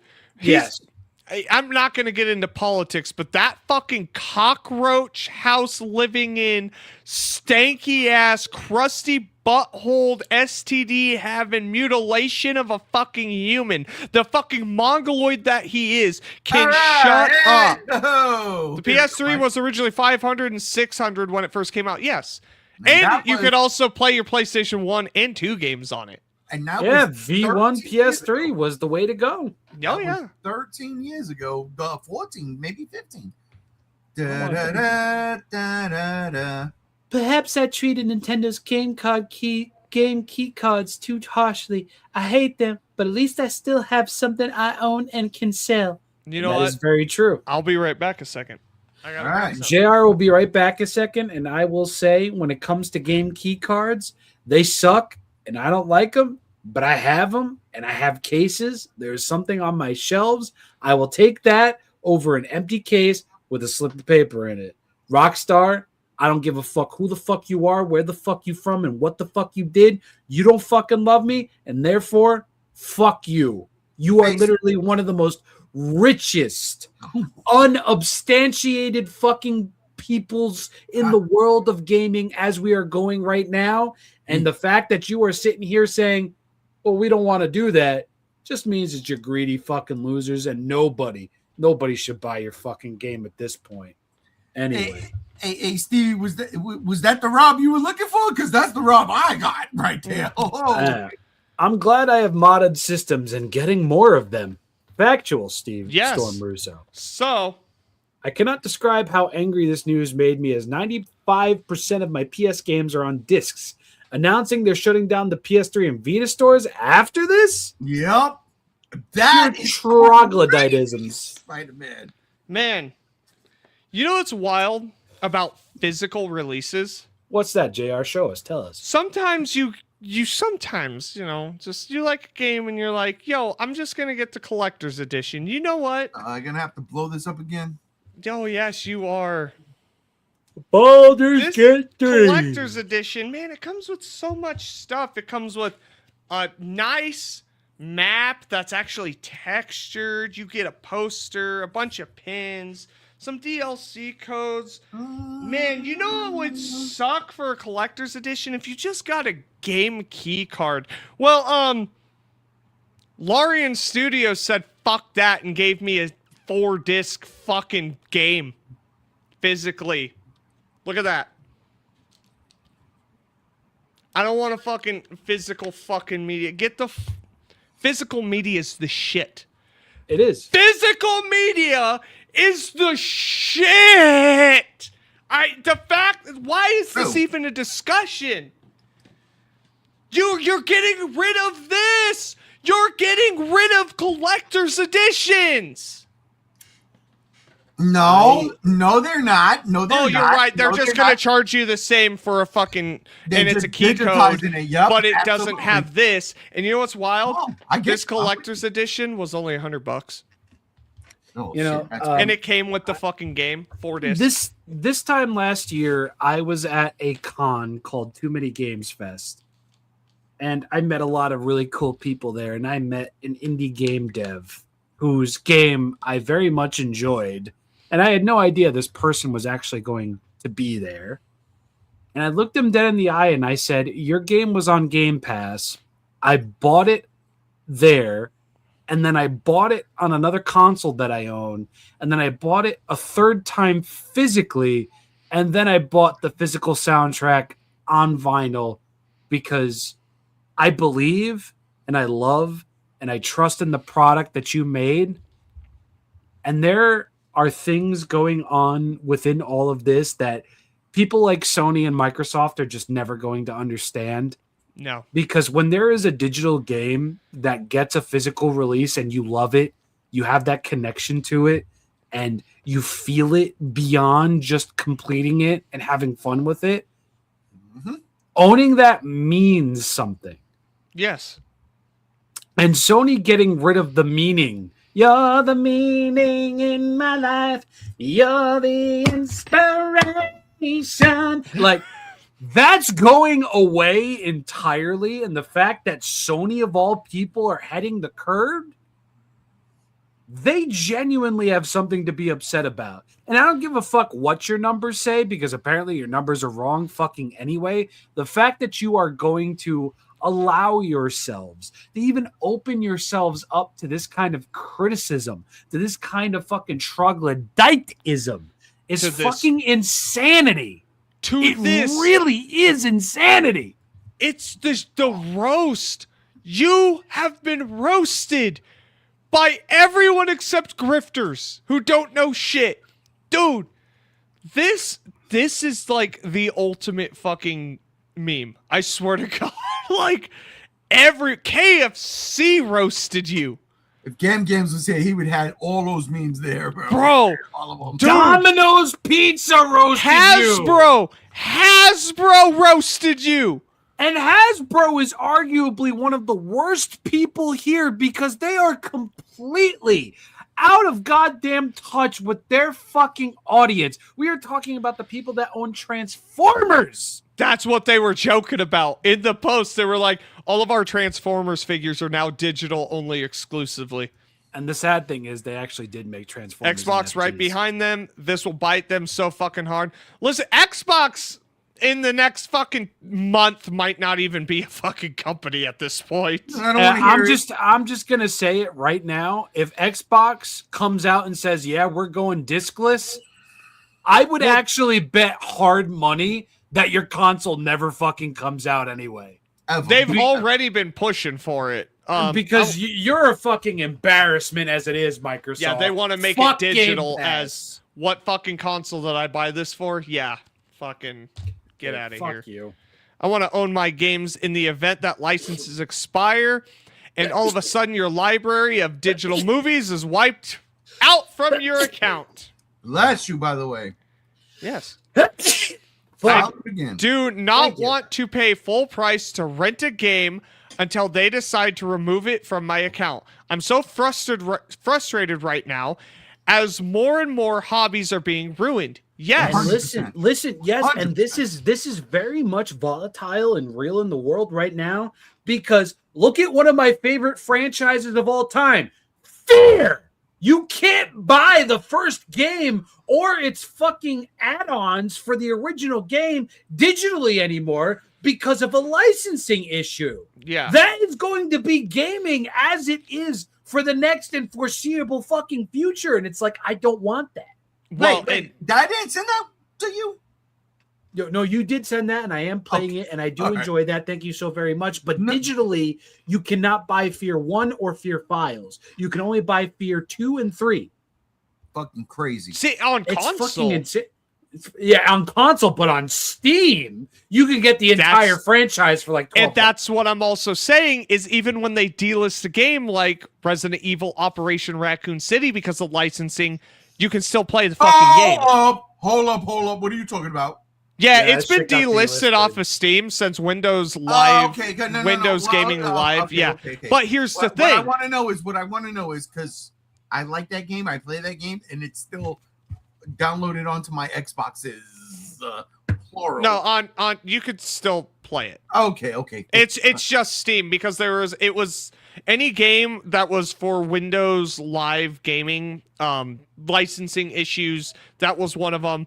So you can't buy it on Steam right now, but if you already bought it in the past, you still fucking play it. Gotcha. Steam doesn't fuck you over. Sony deserves everything coming to them. I can't wait for them to start posting on their socials again so I can resume shitting on them. I'm not getting a PS6. I'm staying with my PC and Switch. Now, remember when everyone was bitching about the Steam box? All I'm saying is it is an open platform PC, and you can pirate games that aren't supported anymore. Yeah. You can fucking do that. It's been proven as well that a lot of physical games won't work when you're offline. That is true. They're in a lawsuit overseas about it. Yes. That's fucking But it also crazy. is dependent upon the developer in some cases. That's why offline on my Series X, I can still play Baldur's Gate 3. Because Baldur's Gate 3, they specifically made it to where you can do that. Digital should be cheaper. I disagree. Convenience fees. If I got to pay more to order my tickets online, fuck out of here. JR, I need to shake your hand and hug you. I raise my beer to you. Thank you. Like, I know my Well, you shit just sometimes. fucking disrespected him. Well, I'm just saying, like, I have a fundamental disagreement on that because if I'm charged a convenience fee for ordering my ticket online, well, that's why your game's $70. Why should I be punished for driving to get your fucking physical game? I know I'm missing a lot. Wait, hold up. But that makes sense, right? Digital should be cheaper. I mean, in a sense, yes. And But that's also why Nintendo is goated in this establishment, because they just put into play that physical versions and digital versions of their in-house made games on their IPs will be $10 cheaper. You know what's crazy, Rob? I have this conversation with my boy all the time. Nintendo is the GOAT. It really is. Like, yes. you can't fucking get around that because they've been doing this for longer than both of these systems. They've been doing this. They put Sega out of business. I wish Sega would come back. I really wish Sega would come back. Now's the time Now's for the Sega time, to make. right? They come back and it's called the Dreamcast. Oh, The perfect time for the Dreamcast. Oh, this is it. But, and that's the thing. Like, Nintendo does. It does. And it kills me. Because these two fucking, major corporations, these not monopolies, but major corporations, these two Goliaths in the industry. Idiots. They came through. And they were pushing Nintendo down, but then you look at what Nintendo is doing, and Nintendo is like, yeah, we still here. And yes, we had to raise our prices on the fucking system. $500. Remember when PlayStation wanted to charge you $600 for PS3? We got better fidelity graphics, all that shit. We're better than that. It's fucking nuts. It drives me up a wall. Digital should be all right. I gotta stop because I don't know where I'm going. All I know is I'm going to bed soon because I'm tired and I'm sad and I'm hurting and it hurts because the video game industry shouldn't be here. We should not be dealing with this. And why? That's the whole fucking point. Why? Like, dude, it's not us relying on you. It's you relying on us. What the fuck makes you think that we're ready to fucking say, yeah, sure, we'll rent a fucking game for $60 every fucking time you drop something? We'll finance your console to rent the game. Get the fuck out of here. It drives me crazy that and again, there are certain things there I'm like, I'll do it. But it drives me crazy that we are at a fucking point in time where we are looked at like we are fucking stupid. Yes. And they profit off the fucking stupidity. And I get mad because it is stupid. But you got these fucking influencers, all right? You got these sick people because they get paid for it to say, yeah, no, this is what you want. But it's not what I want. But it's not what we want. It's what I want is this. This is what I want with my video games. Yeah. Dude, I forgot. I have 2 patches, fucking 5 pages of stickers, a poster, and a fucking textured map. Holy shit. And the game physically. I'm sorry. Fucking Baldur's Gate 3 Collector's Edition. Bro, I got even less than that with some of the physical versions of digital games that I bought. And it's like... It's all textured.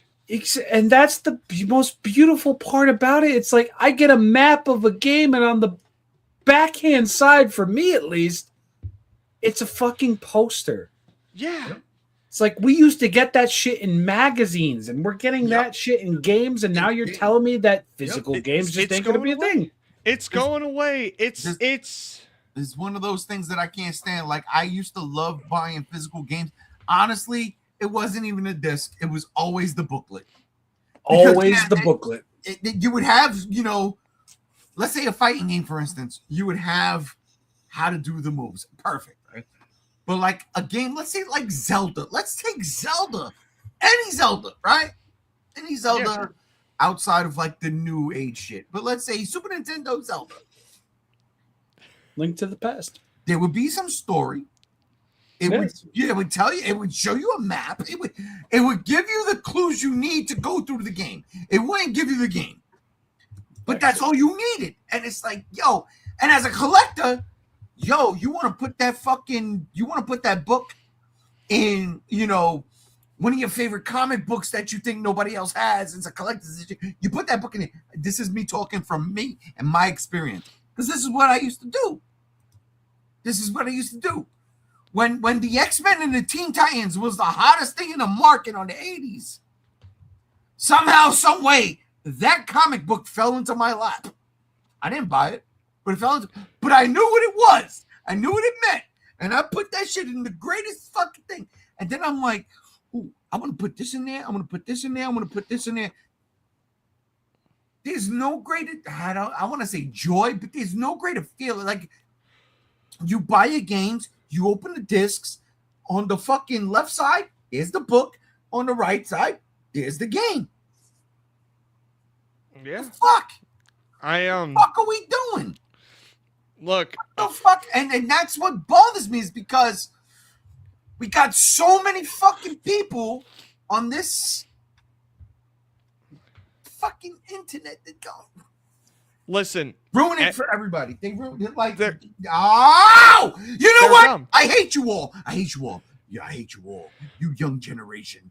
You could come up in this motherfucker. You can take everything you want. You get these fucking fans. They follow you to the fucking end of time. But what they don't know is Supergirl's a good movie. Leading them to fucking purgatory. Literally, somebody snapped the fucking wish stick and said, I hope the people follow. And they are. Listen, I'm not buying the next motherfucking God of War game. I don't give a fuck. That shit better be digital. I mean, not digital. That shit better be physical.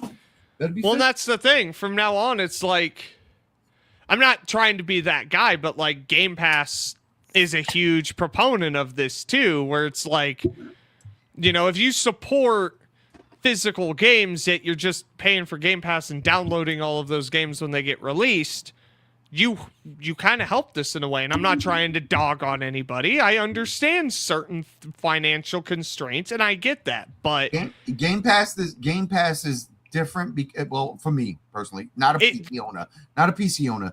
Game Pass is different for me because I can play games now. The Xbox, especially within the past 3 years, have put so much PC gaming onto Game Pass. Well, no, I'm Gotta saying make- like for that it works, but like Right. for instance, like Oblivion Remaster, Right. for right, instance, right, that got a physical release and it's super limited. Why? Oh, because we released it digitally on Game Pass.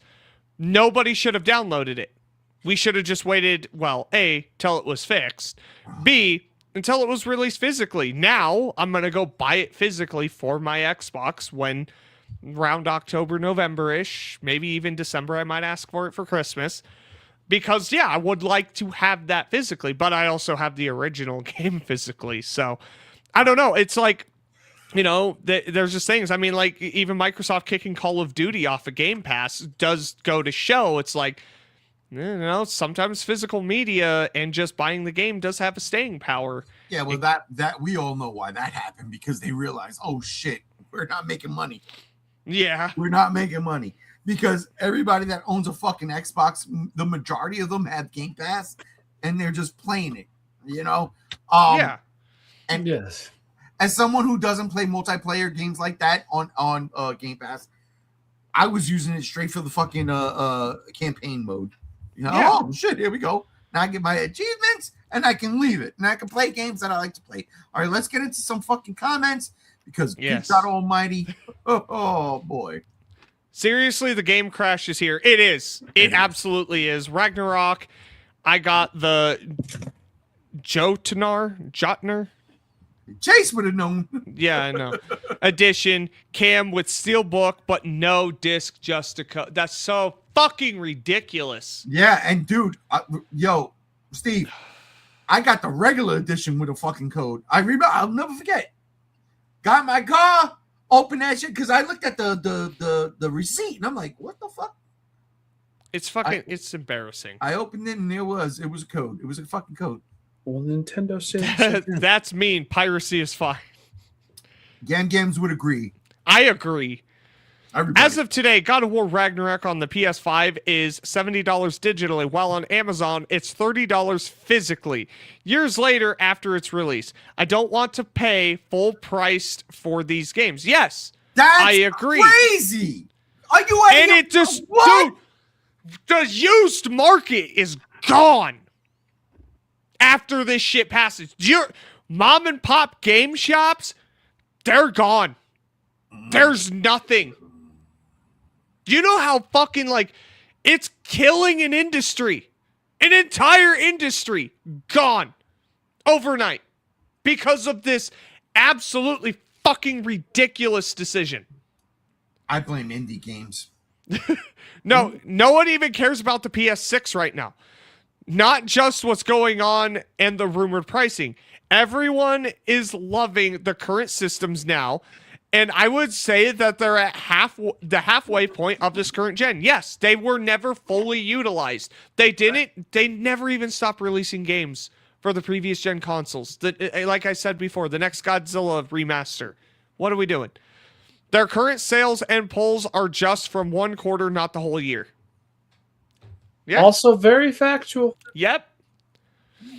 I have a modded fat model PS3, you lucky son of a bitch. I had a fat PS3 and then it died, and I told my wife I either get a new PS3 or we move to Vegas, and here I am. Gamefly returned and roasted Sony. Offer your subscription for only $2. Joe, Gamefly roasted holy shit. That's been a minute, bro. I think it's time.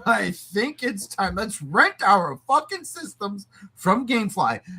Buy stock right now. Sega, the new dream machine. We keep gaming alive. Oh my god, yes. The dream machine. Here's the thing about Sega, though. Go ahead. They can barely keep their biggest IP afloat. Sonic Frontiers was the biggest budget they had, and they're following it up with the second biggest budget they've had in a decade. I love Sega. I love what they're doing, but they've got AI and Crazy Taxi, which is kind of shitty, and it's going to be there in the final product too, as confirmed. And on top of that, I don't think I would trust Sega, of all people, with a console and a final product that needs to work. Yeah. So, you know, Listen. that's it. You know, I'm being mean, Rob. I'm being cunty, Rob. No, you're But not. I have. out of all people right now, the last people I would trust with releasing a console is fucking Sega. I agree with you. It's just funny. But no, fucking. It is funny. Even Ryan Drummond talking to him, getting that insight in how Sega works, it's like, they're kind of shitty. Not only are they kind of shitty, they're just completely fucking inept of how a business works. Yeah. And it's amazing because they've been in business for as long as I've been alive.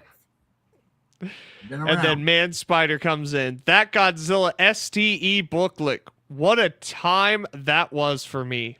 Factual. Yep. Man, listen, ladies and gentlemen. Carl's Jr. Sounds good right about now, honestly. Yeah. It Yeah. does. And boy, really how wrong does. were you, Like, huh? I really wish they had the big Cali still. Oh, fuck out of here. But Hey. listen, ladies and gentlemen, we are at the end. There is a lot to unpack, and there's still going to be a lot to unpack. I will say this: we're in July. I didn't do it last week. I'll tell you this today. This month's trivia, July. Mother. It's not Independence Day? What are we doing? Don't make me watch Independence Day. You No, should. it's not Independence Day. It's not Independence Day. We're going to do kaiju movies at the end of this month. They're going to be extremely random questions, but at the same time, they're going to be as easy as those Jurassic Park questions were last week. Okay? Just That was so yeah. Because Kaiju Lie could be anything. It could be what is Reptilian's original name? Oh, that's easy. Pulsary. I can't stand you. I actually, -7. I actually demand in Shin Godzilla's 10th year of life, in his fucking month, that it be Shin Godzilla related. Just so I can make y'all motherfuckers watch that thing again. Oh, I don't have to watch it. I just got to ask questions. Bro, I don't have to watch it. I could just watch Godzilla 1998. Wow. Kaiju Lie, ladies and gentlemen. Oh, that was a good one. That makes sense. It's good to know both of y'all are mentally inept when saying shit like this. Definitely Godzilla. Genome 2. Definitely. Oh my god. But this is what having no taste and liking the Heisei era does to oh a man, person. where's Michael Jackson when you really need him? You see, I do agree in some sense where Rob was saying something like that, but at the same time, if you dislike Shin Godzilla, I think you a punk ass bitch and your mama didn't raise you right. Listen, -1 was a better Shin Godzilla. You know, Mike. -1 was not a better Shin Godzilla. -1 was aping off of the Heisei era in both design and storytelling. It just did it better, and it is in no way a better movie than Shin Godzilla because all you are doing is aping off of nostalgia and nothing It else. won an Oscar. Hey, Mike. So Shin Godzilla won 7 blue fucking ribbons, which is a Japanese So Oscar. did Pabst Blue Ribbon, and that beer sucks. Pabst Blue Ribbon does not suck. Pabst. Episode of the Cheat Show podcast. We went way over what I wanted to do. I A thought whole we were hour. going to come in 2 hours, maybe 2:30. We are here at 3 hours and 3 minutes. But listen. I do want to thank everybody.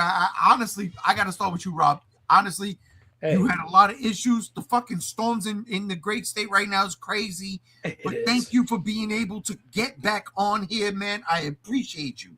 I made it my priority the minute that the power came back on that I would come back over here and fucking hang out with y'all, or else my week would have not ended correctly. I love y'all. I appreciate y'all. I'm glad y'all was still here when the power came back on. Look, Skibbity. We were going anywhere. I love you all 3 hours, baby. Spider-Man, thank you for joining us. I appreciate you all the time. Spider-Man, Stevie, whatever. I love all of y'all. JR, Yes. I'll see your punk ass next week, brother. I'll see you next week. I And listen, can't fucking wait because it's been 2 years, okay? I know, dude. It's been 2 years, and because of Supergirl, you owe me 2 beers. And I'm not talking little ones. I'm talking about not even a pint. I'm talking about 22 ounces because we're going to go to motherfucking Twin Peaks, and we're going to have the cold ones, baby. It is true. Listen, next weekend's going to be a fucking blast. Happy 4th of July, everybody. And remember, My ass. you destroying the brain doesn't fucking do anything. You have to burn them. But don't do that because you'll create more zombies. Yeah, legit. Seriously, we seen it. It happens. It really does. Stevie, I love you, brother. And on that note, ladies and gentlemen, we'll be on Thursday next week because Friday, I don't know how that's going to work, but Friday something will pop up. God's honest truth. But we'll be here on the live stream on Thursday, ladies and gentlemen. For Rob, for JR, Gams, Chase, Alex, everybody, we are out of here. Have a fucking happy and safe 4th of July. We out of here. Peace. Gotta be done.